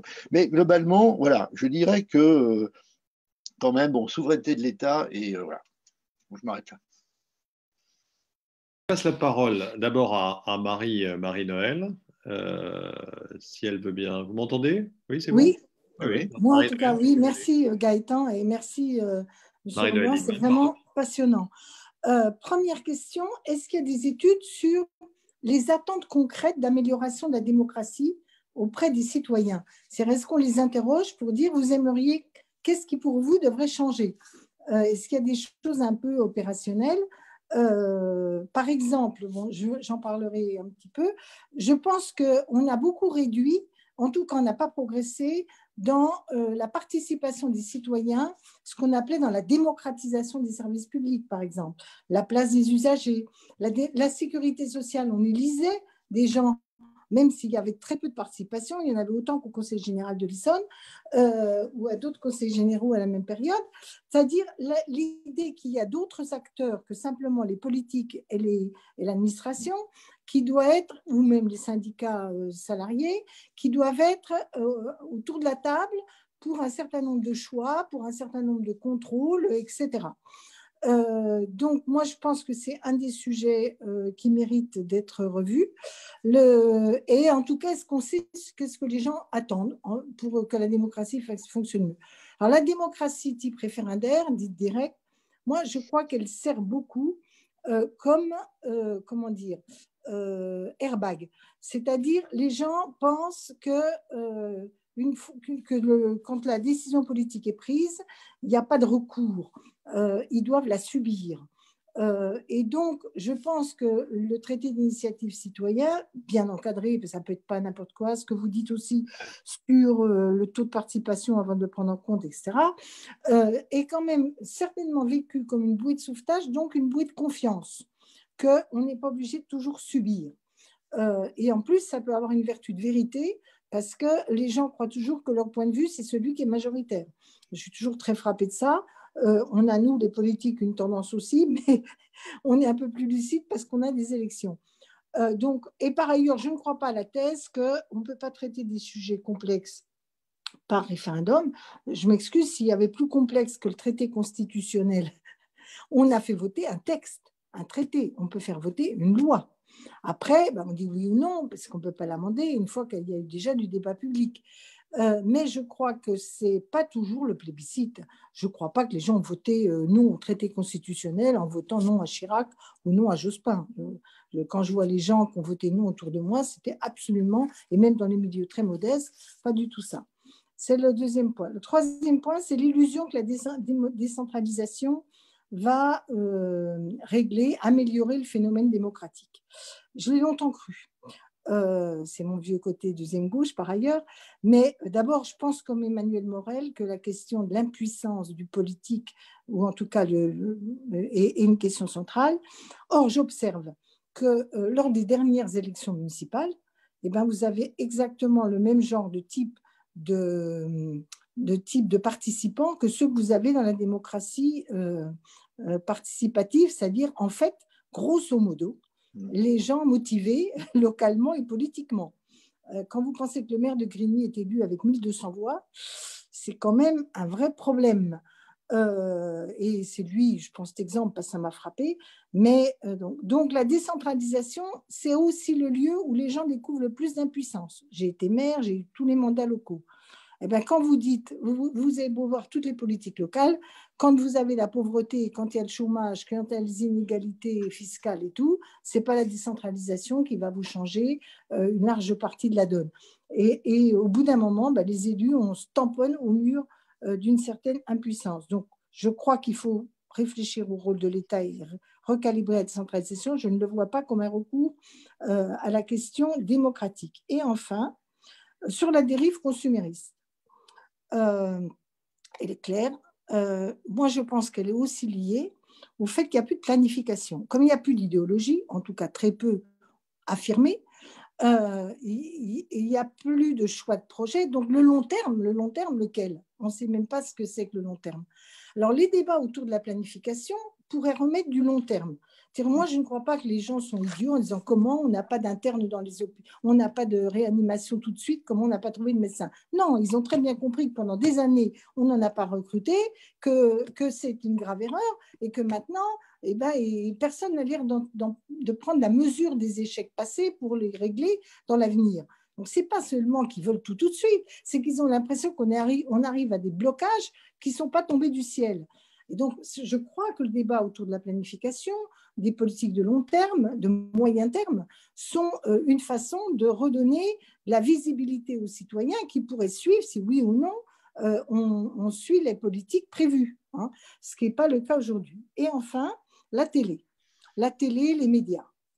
Écoutez, ça ne suffit pas l'instruction civique. C'est comme l'amour. Vous pouvez faire toutes les descriptions sur la sexualité, les appareils génitaux et tout. Ça ne vous dit rien du tout de l'acte amoureux et de l'acte sexuel. C'est un peu la même chose sur la démocratie. Ce n'est pas seulement l'instruction civique. Il faut la faire vivre. Vous n'avez jamais de débat entre syndicalistes et patronat à la télévision avec des rendez-vous réguliers en disant on fait quoi sur le chômage, comment ça se passe, les conditions de travail, pourquoi dans tel... Bon, il n'y a jamais de débat sur le vécu des gens à travers des acteurs qui pourraient éclairer les choix politiques. Quand on a toujours l'éternel chef d'entreprise, on n'a quasiment jamais un employé, un ouvrier, etc. dans les panels. Donc quand vous regardez les émissions de télévision, elles ne donnent aucune visibilité à toute une partie du corps social qui du coup a l'impression qu'il est systématiquement oublié, au-delà de ce que vous avez dit sur la sociologie qui est totalement vrai, et qu'il n'y a aucun, même le débat sur la science, moi je suis scientifique, j'oscille quand j'écoute les scientifiques. J'ai fait de la mécanique quantique, en plus je ne suis pas du tout une scientiste, je crois au principe de l'incertitude. Enfin je sais qu'il existe. Et donc à partir de là, il n'y a jamais eu de débat entre les scientifiques eux-mêmes. C'est quoi le risque de ce Covid? Comment vous l'évaluez? Il aurait dû y avoir des réunions régulières avec des vrais débats scientifiques sur des sujets précis et pas des élucubrations, etc. La science suppose qu'on examine des sujets précis. Jamais de débat public là-dessus. Et enfin, le lien entre l'impuissance du politique dans la Ve République, ce que vous dites sur la technocratie est vrai. Je vois de moins en moins de technos élus, députés, voire sénateurs. Simplement, ce que je vois, c'est que la production par le législateur et encore plus par le réglementaire, la production du discours, de l'analyse et des solutions de l'action publique sont totalement matricées par une vision que je qualifie de technocratique. Indicateurs chiffrés, des statistiques moyennes, on sait que jamais personne n'est dans la moyenne. Enfin, et après, les politiques eux-mêmes, même s'ils ne sont pas technocrates, à part avoir soit une volonté féroce de contestation, soit des qualifications acquises autrement, soit l'expérience, parce que plus on sait colter les technocrates, mieux on sait comment les combattre, eh ben, on a une espèce d'acceptation avec une forme de fatalisme. Voilà. Donc, je me permets de vous demander de réagir à mes propos un peu passionnés. Écoutez, merci beaucoup. Luc, je vais mettre à contribution votre esprit de synthèse, parce que je veux aussi donner la parole très vite à Frédéric Vergès, David Abrial et Pierre Daudet qui souhaitaient intervenir pour être certains qu'ils puissent poser leurs questions. Si vous avez la faculté soit de noter leurs questions, soit de vous les remémorer pour nous faire la démonstration de votre parfaite attention à ce qui est dit, je voudrais pouvoir en profiter. Donc, je passe la parole tout de suite à Frédéric Vergès et puis ensuite David Abrial et enfin Pierre Daudet, en leur demandant, comme toujours dans ces cas-là, d'être bref. Frédéric? Oui, merci Gaëtan. 3 remarques, questions. La première, je partage totalement le propos sur l'intérêt des citoyens à la chose politique. Je n'ai jamais partagé les remarques nombreuses qui étaient les citoyens s'intéressent à la chose politique. Ils ont des critiques par rapport au fonctionnement des partis politiques, mais à la chose publique, à la vivacité, il y a toujours, à mon sens, et vous le confirmez, un grand intérêt. La difficulté peut être plus sur la façon de l'organiser par une professionnalisation et cette professionnalisation des acteurs politiques, des hommes politiques, qui conduit à une technocratisation et à une mauvaise reconnaissance et représentation du politique par rapport aux citoyens. Ils se sentent plus représentés. Et c'est renforcé par le fait, comme disait Emmanuel Morel dans sa première remarque, je l'évoque juste, changement de vote sanction est toujours la même politique. On change de représentant politique, on change de majorité et on a toujours la même politique, ce qui renforce la notion de caste, je voulais l'éviter, mais pour être plus court, je l'utilise, de caste du personnel politique. Deuxième remarque, vous appeliez à une nouvelle décentralisation, étape de la décentralisation. Les précédentes, plusieurs précédentes sont allées dans le sens, on affaiblit la commune au profit de regroupements de communes ou d'intercommunalités, on affaiblit le département, la région est mal connue des citoyens, et on met au niveau de l'Europe. Intercommunalité, région, Europe, le citoyen disparaît. Il n'a plus de repères. Il ne comprend pas les politiques publiques qui sont conduites. Et il y a un vrai problème dans le cofinancement, le co-décision entre les divers niveaux et qui se traduit par une irresponsabilité des décisions et des réalisations faites. Troisième point. Concernant la démocratie participative, J'ai suivi, bien entendu, étant grenoblois, les expériences de Grenoble. Je connais bien celle de Saillant, qui est en Rhône-Alpes aussi, dans la Drôme. Le véritable outil d'une démocratie participative, c'est vraiment les outils qui permettent aux citoyens de participer aux décisions, d'influencer les décisions. Une, dans le domaine de l'urbanisme, qui est exceptionnelle, c'est toutes les enquêtes publiques et concernant les PLU et autres. Or, le passage du PLU au PLUI, je l'illustre souvent, et certains m'ont déjà entendu qui participent au débat, sur une ville de 15 000 habitants dans l'agglomération grenobloise, on avait plus de participation de citoyens de remarque sur le PLU, 15 000 habitants, que sur les 400 000 au PLUI de la métropole grenobloise. C'est-à-dire que le devenir du territoire, le projet du territoire, il est mis hors de portée des citoyens et dans leur espace de vie. Et c'est ce type de politique qui crée d'une part du populisme et du rejet du politique et qui interdit tout vrai débat sur l'évaluation, puisqu'il n'y a plus de projet politique. On évalue une politique publique par rapport aux objectifs sur les changements qu'elle devrait conduire dans la société et pas sur l'efficacité de la mesure. Et aujourd'hui, il y a un déficit de mise en perspective des objectifs des politiques sur la société et qui ne permet pas, à moins d'une technocratisation formelle, d'une réelle évaluation de la politique sur la société. Voilà les trois remarques et j'aimerais bien avoir vos remarques, votre réaction dessus. Merci Frédéric. David, s'il veut intervenir, David Abrial, s'il est toujours là. David? Non, il nous a peut-être quitté. Non. Donc, allô, si je l'entends très très loin. David? Alors attendez, je vais essayer de... Oui, vous m'entendez là ou pas? Ça marche? Faiblement, mais ça va. D'accord, allez-y alors. Alors, bon. Oui, rapidement, moi j'avais une question et trois remarques. Quand vous parlez de décentralisation ou de déconcentration, ce qui pour moi n'est pas tout à fait la même chose, puisque je me rappelle qu'on a fait des grandes régions et il ne me semble pas que ça rapproche spécialement les citoyens par rapport aux régions que nous avons avant. M'habitant Valence, ma région, elle va de la Saône-et-Loire jusqu'à Marseille. Voilà. Donc c'était la première question.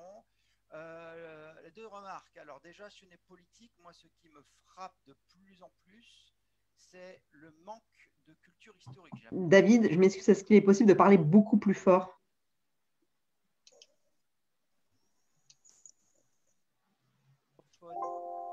Oui, allô, est-ce que c'est mieux? Non, malheureusement pas.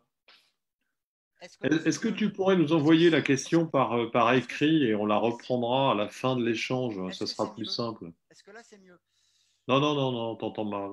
Je t'invite vraiment à poser ta question par écrit sur ouais, le... mais ça va être plus long. Ah, moi j'entends, hein. J'entends faiblement, mais j'entends. D'accord. Je peux... On entend. Hein. Oui, on entend. D'accord, bon. Alors, je vais parler plus fort. Est-ce que là c'est mieux? Ouais. Oui, c'est mieux. Bon, alors... Ouais, je réglerai mon micro plus tard. Moi, tu perds ta voix pour la faire entendre. Ce qui me choque, c'est le manque aussi de culture historique qu'ont nos parlementaires, entre autres, surtout en ce moment, par rapport à une histoire politique. J'ai l'impression qu'on a des députés, par exemple, qui ne, je ne sais pas s'ils ont ouvert un bouquin dans leur vie d'histoire, de philosophie, de littérature ou autre, qui fait qu'on a un peu des fois des propos que je trouve complètement hors sol. Autre chose, autre remarque, je pense, qui n'incite pas à la participation, c'est ce que j'appelle le galvaudage des réformes, c'est-à-dire quand un gouvernement fait une annonce, exemple, pour prime pour les soignants, et finalement, quand on regarde techniquement ce qui se passe, on met tous les critères possibles pour que ça concerne le moins de monde possible. C'est une technique qui n'est pas nouvelle, hein. Moi, je connais ça quand j'étais étudiant. il y a déjà une quinzaine d'années, on annonce une nouvelle bourse, puis on met des critères pour que ça ne concerne que 3000 étudiants, c'est-à-dire rien du tout. Mais on communique et on dit, regardez, on a fait ça pour les gens. Bon. Ça aussi, ça n'incite pas à aller voter. Autre remarque, puisqu'on parlait d'évaluation, est-ce que j'ai pas l'impression qu'on évalue les réformes, c'est-à-dire que par exemple, le CICE, je ne crois pas que ça a bien marché en termes de création d'emplois et de recherche, sauf que est-ce qu'on pourrait inventer un dispositif qui permettrait, et je parle des parlementaires sincères qui l'ont voté, parce que je pense que certains ne l'ont pas fait avec le cynisme des gens qui l'ont proposé, quand on met en place une réforme, un an, 2 ans après, on regarde les résultats, et si c'est pas bon, eh ben on la retire et on fait autre chose. Parce que ça, on ne le fait pas visiblement. On arrive à changer des choses quand on change d'alternance politique. Bon, ça reste autre chose. Et est-ce qu'on a une évaluation de l'impact que peuvent avoir toutes les théories complotistes qu'on peut voir en ce moment, puisque c'est d'actualité avec certains documentaires, puisque je trouve qu'il y a un effet autre, le fait d'avoir des raisonnements fallacieux avec le complotisme. Je pense que c'est aussi l'ennemi de la démocratie et de l'engagement politique, puisque le pouvoir est ailleurs, puisque c'est Big Pharma, puisque c'est des sociétés secrètes. À quoi bon voter? À quoi bon faire de la politique au final? Parce que c'est un petit peu ce discours, moi, que j'ai l'impression, là j'étais à l'étranger pendant 2 ans, je reviens, j'ai l'impression qu'on a sauté un pas et il y a des choses qui ont changé dans notre pays. Il a fallu que je m'absente 2 ans pour m'en rendre compte. Voilà. Merci beaucoup. Luc, je vais vous passer la parole, car il y a quand même déjà beaucoup de questions. Combien de temps vous disposez encore? Vous pouvez nous accorder combien de temps encore? D'accord. Jusqu'à demain matin, sans problème. Très bien. On va vous prendre au mot alors. Bon, allez-y. Sans problème. Ça, c'est les intérêts, c'est les avantages du confinement, vous voyez, comme ça, on peut tranquillement. Un débat sur la démocratie. On a la nuit pour nous. Voilà. Alors, j'ai commencé par Madame Bigman parce qu'elle m'a posé plein de questions et alors bon, je suis d'accord, c'est avec certaines remarques et pas avec d'autres.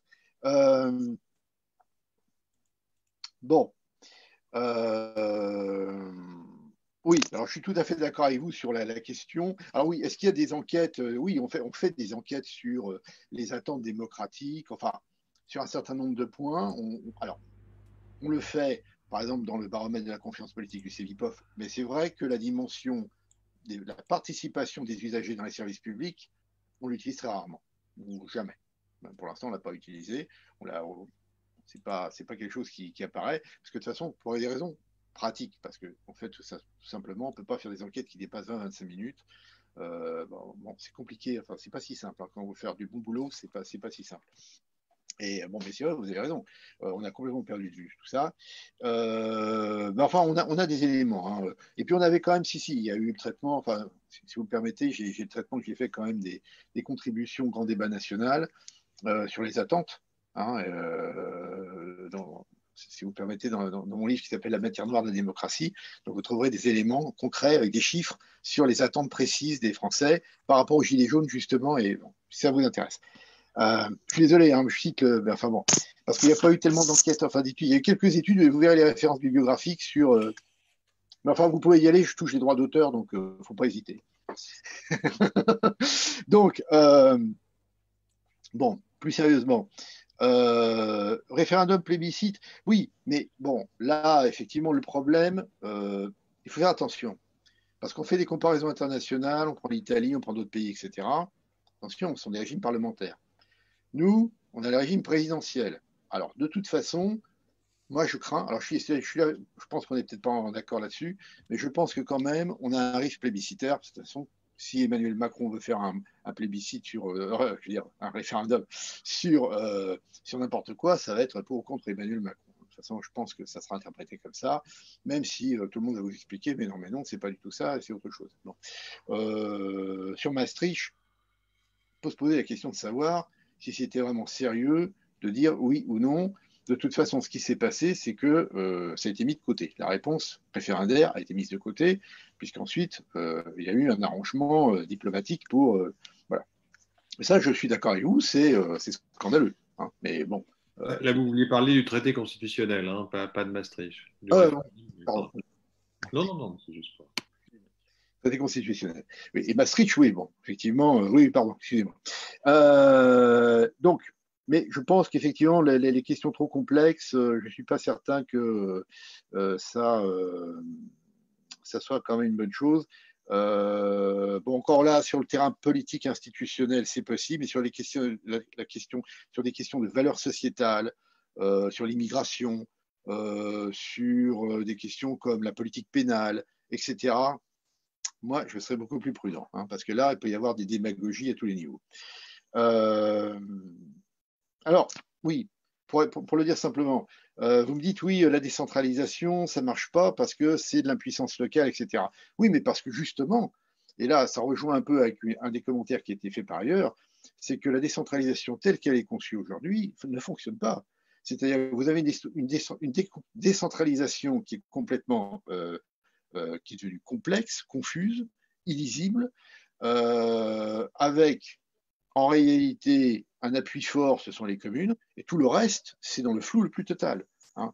Et alors que dans les autres pays, on a quand même, bon, on a voulu faire des grandes régions. Alors je rejoins un peu une autre question qui ont été posées, mais on a voulu faire un peu à l'allemande, quand François Hollande a voulu faire les 13 grandes régions métropolitaines, il a voulu faire des Länder à la française, mais en réalité, ça ne correspond à rien, puisque en fait, ce ne sont pas des États fédérés, ce sont des régions. Donc en fait, là, il y a un vrai, je veux dire, on a une impuissance locale parce qu'effectivement, on a des élus qui n'ont pas beaucoup de moyens, qui ont des moyens financiers de plus en plus restreints, qui ont des zones de compétences de plus en plus réduites. Et ça rejoint la question sur les intercos. Je suis bien d'accord. Les intercos ont de plus en plus de puissance, mais sont complètement opaques et personne ne les connaît, personne ne sait où ils sont, et personne ne, enfin, en plus, on ne vote pas pour eux, enfin, directement, enfin, bon, même si c'est un fléchage, mais on ne vote pas pour eux. Donc, si vous voulez, vous allez dans mon sens, c'est-à-dire qu'il faudrait vraiment réfléchir, département, région, interco, commune, non, ça ne va plus, c'est beaucoup trop compliqué, personne n'y comprend rien. Et c'est là l'origine de l'impuissance aussi. Bon. Attendez. Faire vivre la culture politique. Oui, mais alors moi je suis d'accord avec vous, il faut la faire vivre la culture politique. Je suis d'accord que les débats sont quand même plus intéressants parfois que les schémas sur la biologie de la reproduction. Seulement, c'est bien aussi de connaître le schéma de la reproduction, si vous voulez. C'est-à-dire que avant de faire vivre la culture politique, il faut qu'il y en ait une culture politique. Hein. Et quand vous ne connaissez même pas le nom de votre mère, que vous ne savez pas à quoi ça sert, et puis que personne ne vous l'a jamais expliqué, et puis que vous ne savez pas non plus à quoi sert l'Assemblée nationale, et puis que, etc., etc. Bon, donc moi, je suis d'accord avec vous, mais déjà, peut-être renforcer les connaissances de base. Alors je suis un peu perdu parce que j'ai pris des notes en écrivant très très mal. Oui, le long terme, la planification. Alors si j'étais mauvais esprit, je vous dirais, mais vous êtes sauvés, vous avez François Bayrou avec le commissariat du plan. Mais je n'oserais pas être mauvais esprit. Donc, non, c'est vrai que le problème, c'est très compliqué là. C'est un vrai problème parce que c'est vrai qu'il y a eu des défauts de prévision, d'anticipation qui n'existaient pas autrefois. Et c'est vrai qu'on avait une culture dans la haute fonction publique. Pour le coup, c'était de la vraie technocratie, parce qu'on avait des gens. La technocratie, c'était quoi? C'était des inspecteurs des finances, c'était des gens qui connaissaient la comptabilité publique, le budget, c'était des représentants de la Cour des comptes, des préfets, des gens qui connaissaient l'administration, les services publics. Ce n'était pas 2-3 conseillers de cabinet qui ne connaissent rien du tout et qui vous pondent une petite note et qui décident de tout. C'est ça la vraie technocratie. Mais on n'est pas dans la technocratie. Là, aujourd'hui, alors je suis d'accord avec vous, mais en fait, je suis d'accord tout à fait avec vous quand vous dites il y a une espèce de culture de la moyenne. Alors ça, je pourrais vous en parler longuement, puisqu'on travaille tout le temps sur les statistiques, nous, en sociologie politique. Mais en fait, en réalité, ce n'est pas une culture technocratique qui existe aujourd'hui. C'est une sous-culture managériale venant du privé, simplifiée à outrance. On vous parle d'efficacité, on vous fait du tableau Excel. Tout ça, c'est réduit à 3 fois rien. Et on n'est pas du tout, dans le fond, la technocratie française des années de 46 à 50, je dirais 62, 64, 65, elle a bien fonctionné. Parce que ça a permis quand même de mettre en place un certain nombre de grands programmes qui ont permis à la France de s'en sortir après la guerre. Après, on peut discuter, mais c'était des gens qui connaissaient le terrain et qui savaient comment fonctionnaient les administrations, qui avaient la connaissance du terrain. Bon, On avait des gens remarquables. On avait de l'ouvrier, par exemple. Alors après, on peut discuter, on pouvait être contre, etc. Mais on n'était pas dans cet univers de petits états-majors très restreints, avec des gens qui viennent de boîtes de consultants privés, qui manipulent une espèce de sous-culture managériale avec plein de formules toutes faites, mais qui ne connaissent pas du tout les choses. Et alors donc, on est. C'est pour ça que moi, je trouve que le terme technocratie, il n'est pas juste. On est en espèce de faux néolibéralisme à la française, très corporatisé, parce que c'est même pas le néolibéralisme à l'anglo-saxonne, parce que pour le coup, on aurait vraiment une privatisation des services publics. Mais là, on n'a même pas. C'est les deux à la fois. C'est la privatisation pour la périphérie et c'est la concentration du pouvoir au sommet, mais avec des compétitions entre corps. Donc, ce qui fait que le système devient totalement ingérable avec des guerres de clans en permanence partout. Hein. Donc, c'est pas la technocratie, c'est une forme de, je sais pas, de système médiéval interne. Enfin, bon, alors attendez, parce qu'il y a plein de choses. Alors, bon. Donc, pour revenir donc à une autre intervention, j'ai pas tout répondu à tout, mais bon. Oui, bah oui, je reviens sur ce que je disais. Oui, la gauche, la droite sont pas différentes. Non, moi je suis pas d'accord. Hein. Je suis pas d'accord. Il y a quand même eu des positions de gauche et de droite, des gouvernements qui n'étaient quand même pas les mêmes. Après, il y a une culture gestionnaire parce qu'on a les règles de l'Union européenne en matière de contrôle des crédits, en matière de déficit et de budget. Donc ça, évidemment, c'est commun à tout le monde. Mais quand même, sur tous les autres terrains, quand on prend politique par politique, on a quand même eu des décisions qui n'étaient pas du tout qui n'allaient pas du tout dans le même sens. Les RGPP de Nicolas Sarkozy, c'est quand même pas les politiques de qualité du service public du temps de Michel Rocard, etc. Enfin, on n'est quand même pas du tout dans le même univers. Bon, je suis d'accord avec vous, les intercos très puissantes, d'ailleurs les maires des petites communes s'en plaignent beaucoup. Alors, il y a eu la loi engagement et proximité qui a été votée en 2019, là, qui améliore un petit peu les choses, mais pas suffisamment. La loi 3D, qui devait passer, a été enterrée par la ministre, Madame Bourgault, parce que c'est une usine à gaz, on n'y comprend rien. Et quand j'en ai discuté avec certains maires, ils m'ont dit on n'y comprend rien non plus, c'est un piège à contentieux et c'est épouvantablement compliqué, donc on a enterré. Tout ça est devenu trop compliqué, illisible, et je suis d'accord avec vous, les intercos, les projets de territoire sont plus du tout maîtrisés, les gens ne savent pas du tout de quoi il s'agit, et puis quand ça tombe, on vous glisse dans votre boîte aux lettres un plan PLU, voilà, tel quartier c'est ceci, tel quartier c'est cela, là vous pouvez construire à 20 mètres, là c'est interdit, vous ne savez pas pourquoi, enfin bon. Donc, je suis tout à fait d'accord avec ça. Là, il y a aussi un problème, on n'a pas résolu le problème de la dimension opérationnelle des collectivités locales. Il y a des techniques qui marchent, c'est la fusion de communes, ça marche bien, surtout avec les nouvelles lois de 2010, où ça, c'est consensuel, il y a des référendums locaux, ça marche bien, et on peut justement avoir des communes plus importantes pour éviter un émiettement. Mais la petite commune, vous savez, quand on fait des études sur les communes, c'est ça qui est terrible, c'est là le grand problème aujourd'hui. C'est qu'on nous a souvent parlé d'économie d'échelle. Donc on a dit, on va faire une forme de décentralisation qui ressemble à la déconcentration, on va faire des gros machins. Hein, les métropoles, les grands trucs et les machins. Sauf qu'aujourd'hui, les Français, ils rejettent le modèle métropolitain, ils recherchent le rural.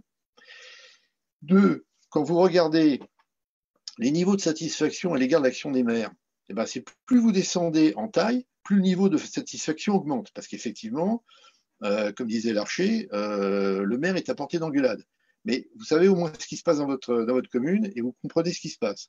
Dans les grands ensembles, vous ne voyez plus rien, puis de toute façon, vous rentrez chez vous, vous regardez la télé, puis vous ne savez pas du tout ce qui se passe. Bon, donc, le problème, il est là. Mais effectivement, on a une demande de proximité aujourd'hui très forte. Alors, le grand problème, c'est ça. C'est demande de proximité, de ruralité, de qualité de vie aussi, parce qu'on commence à voir les effets maintenant. Mais en même temps, il faut trouver des moyens d'avoir des unités opérationnelles sur le plan budgétaire et sur le plan des équipements, parce qu'on ne peut pas avoir des ingénieurs de l'équipement, enfin qui s'occupent de l'équipement ou des moyens répartis de manière homogène si on a trop de collectivités. Donc là, il y a un vrai problème, et là, je n'ai pas la solution, mais je pense qu'il faudrait trouver un petit peu, je pense que la solution, ça serait quand même de regrouper les compétences à un niveau supérieur, peut-être des régions de taille plus normale, c'est-à-dire comme les anciennes régions. Enfin, bon, ça se discute, mais bon, là, effectivement, il y a un souci. Et puis ensuite, alors, bon, donc, je vais parler de la décentralisation, déconcentration.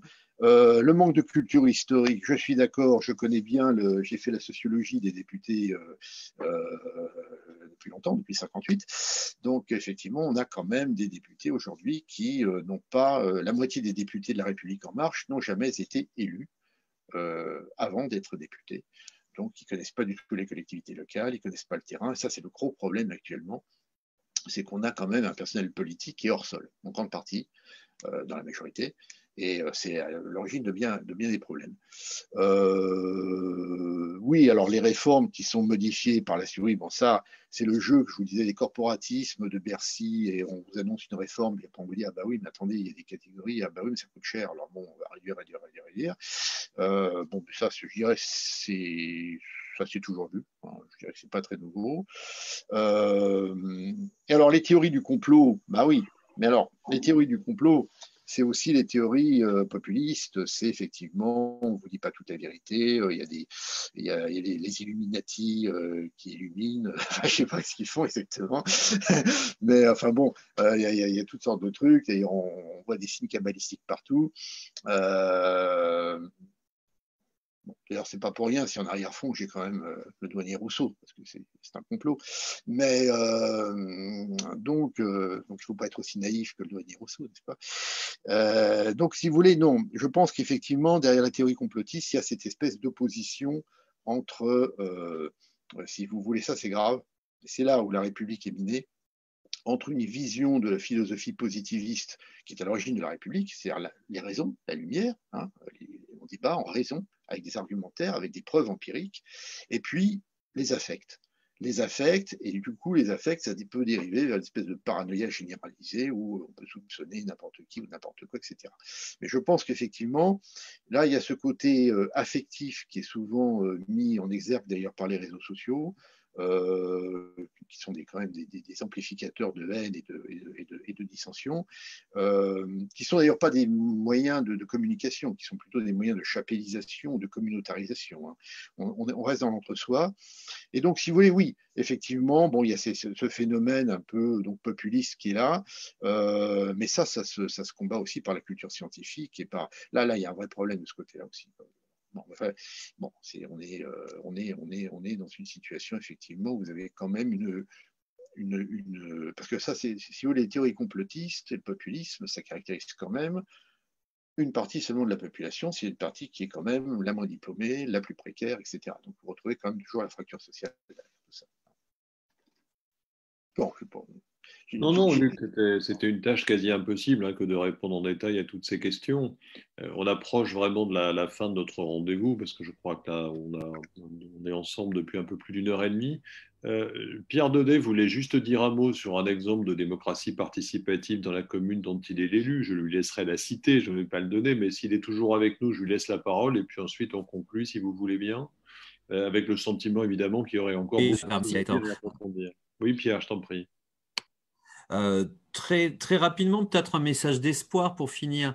Je crois que c'était Emmanuel Morel qui tout à l'heure disait qu'une culture de la démocratie, alors sinon d'une démocratie directe, d'une démocratie en tout cas plus directe, pouvait être mise en place. Je suis complètement d'accord avec ce qui vient d'être dit à l'instant par Luc Rouban sur le fait qu'il y a une demande de proximité au niveau de la ruralité, de la qualité de vie. Moi, je suis élu à Bourges. Donc depuis peu. Et on a bien senti pendant la campagne électorale les demandes fortes venant des citoyens pour être écoutés, être entendus, une envie d'élaborer avec les élus, hein, finalement, les décisions qui les concernent. Donc cette envie-là, elle est plutôt, je trouve, encourageante, saine. Il n'y a pas une fracture telle qu'on pourrait l'imaginer aujourd'hui. Évidemment, face à cette crise de la démocratie représentative, il y a des choses à tenter. Il y a des choses à tenter concrètement. Alors, nous, à Bourges, on a essayé de réfléchir un petit peu aux difficultés et comment donner la parole aux citoyens un petit peu plus. Il y a plusieurs leviers qu'on va essayer d'activer pendant ce mandat. D'abord, la création d'une assemblée citoyenne qui soit un outil de co-construction politique municipale. On a créé une délégation qui n'existait pas avec un adjoint qui va s'occuper uniquement des questions de démocratie et de la mise en place de cette assemblée citoyenne. Le besoin d'avoir des élus vraiment de terrain, on le sent aussi. Donc, on a créé plusieurs adjoints de quartier pour pouvoir répondre au plus près du terrain aux demandes. Je pense que il y avait des conseils de quartier qui existaient, mais si on crée des coquilles vides, les gens qui viennent avec plein de bonne volonté au départ repartent vite déçus. Donc, les leçons tirées de tout cela, c'est qu'il ne faut pas créer des machins, comme disait De Gaulle, qui donnent une illusion de démocratie, mais vraiment donner des pouvoirs, un vrai pouvoir décisionnel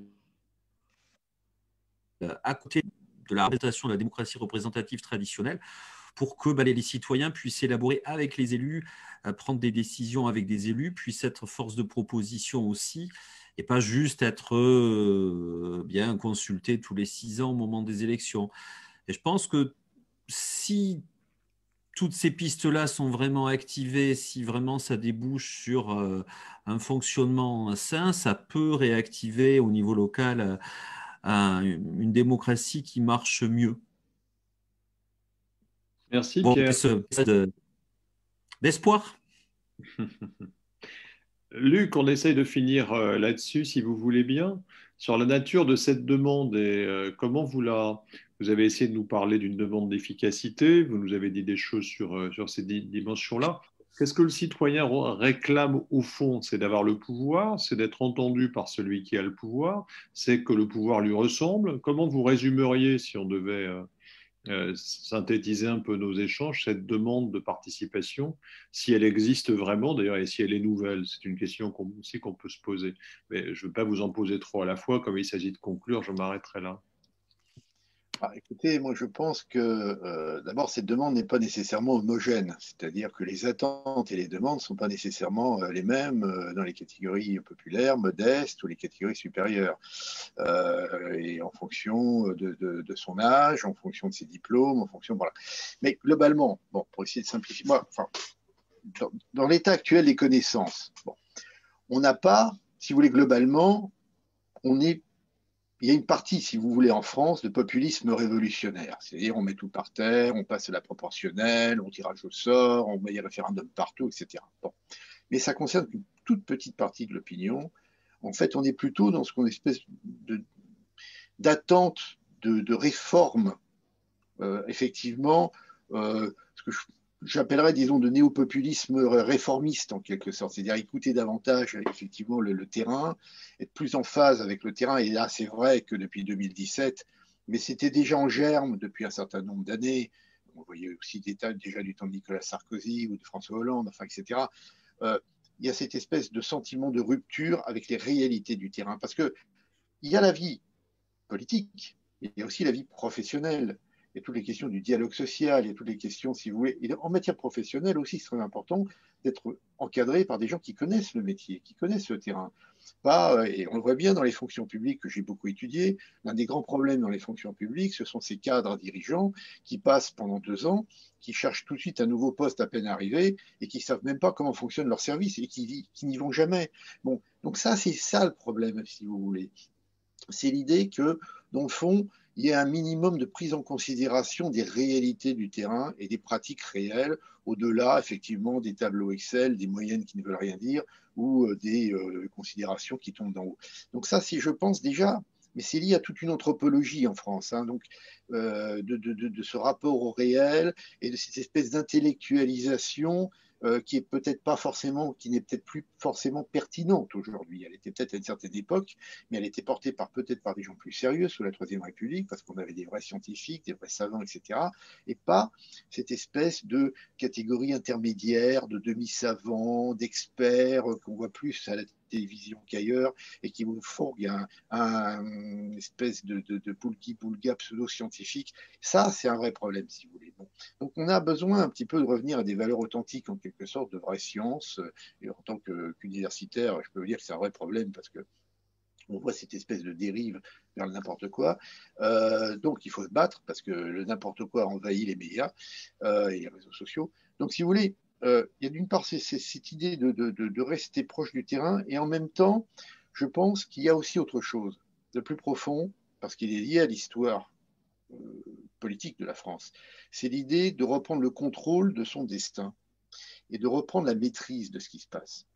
Or, vous ne pouvez pas vendre de la démocratie et de la souveraineté, etc., et toute la mythologie républicaine, si vous avez le sentiment que de toute façon, tout est déterminé ailleurs. Alors après, ça nourrit les théories complotistes, etc., ce qui est évidemment idiot, mais si vous voulez, le point de départ, il est là. C'est-à-dire qu'il y a quand même cette volonté de reprendre le contrôle de son destin. Et ça, c'est le débat actuel. C'est tout le débat de savoir comment reprendre le contrôle de son destin, et pas seulement au niveau collectif, mais aussi au niveau individuel. Hein, parce que le problème de la reconnaissance de son existence, non pas purement utilitaire comme producteur ou comme consommateur, mais je dirais simplement comme valeur ontologique, elle est là, elle se pose là. Donc, on revient toujours un peu au régime aussi économique, c'est-à-dire sortir du capitalisme financier anonyme, sortir de ces mécanismes d'anonymisation du pouvoir, retrouver, je dirais, des liens concrets d'imputation, retrouver l'imputation. Voilà. Je crois que c'est ça aussi qui est important. On ne fait pas fonctionner la démocratie, qu'elle soit représentative, directe ou indirecte, ou participative, s'il n'y a pas d'imputation possible. Et c'est ça, à mon avis, l'enjeu central aujourd'hui. Ce que vous décrivez, pour conclure, c'est autant une crise du leadership qu'une crise de la démocratie représentative dans son ensemble, parce qu'on a le sentiment, en vous écoutant, qu'on a une vraie crise du leadership, c'est-à-dire de la capacité aussi de ceux qui en prennent la responsabilité de diriger le pays, de le comprendre et de lui offrir des directions et une manière d'associer les citoyens qui correspondent au fond à ce qui doit être le dialogue normal entre des citoyens et des dirigeants politiques, comme on a pu le connaître à d'autres époques. Merci Luc, en tout cas, Luc Rouban, merci beaucoup d'avoir pris ce temps pour cet échange. J'invite beaucoup à se reporter à ce que vous écrivez. On peut lire aussi vos notes sur le site de Sciences Po. Notamment, vous n'avez pas parlé du libéralisme autoritaire qui vous a beaucoup occupé ces derniers temps. Mais j'invite vraiment à aller lire les notes, votre note en particulier sur le sujet, alors qui demande de l'attention. Ce n'est pas une lecture qu'on peut faire simplement en passant, mais il y a énormément d'informations. Merci encore. Alors, on pourra retrouver ce débat sur la chaîne YouTube de NCC. Et on prendra l'initiative d'un nouveau débat le mois prochain, je l'espère. Et puis, on va essayer de retrouver, comme d'ailleurs Marie-Noël nous y incite, un rythme régulier, un rythme mensuel. Merci beaucoup à Elodie Schwander aussi d'avoir assuré l'organisation technique de cette réunion. Elodie, elle, n'a pas de problème d'efficacité. Quand on lui demande si tout va bien, elle dit il n'y a pas de problème. Et généralement, les choses sont faites et réglées à temps. Donc vraiment, je suis très reconnaissant du travail qu'elle peut faire pour nous aider à avoir ces rendez-vous. Merci beaucoup, Luc. On vous laisse avec le douanier Rousseau. On vous laisse rêver dans cette nature peut-être un peu naïve, mais tout de même assez riche et inventive. Je vais aller retrouver ma charmeuse de serpent. Très bien. Excellente soirée à tous. Merci de nous avoir suivis. Bonne soirée. Merci.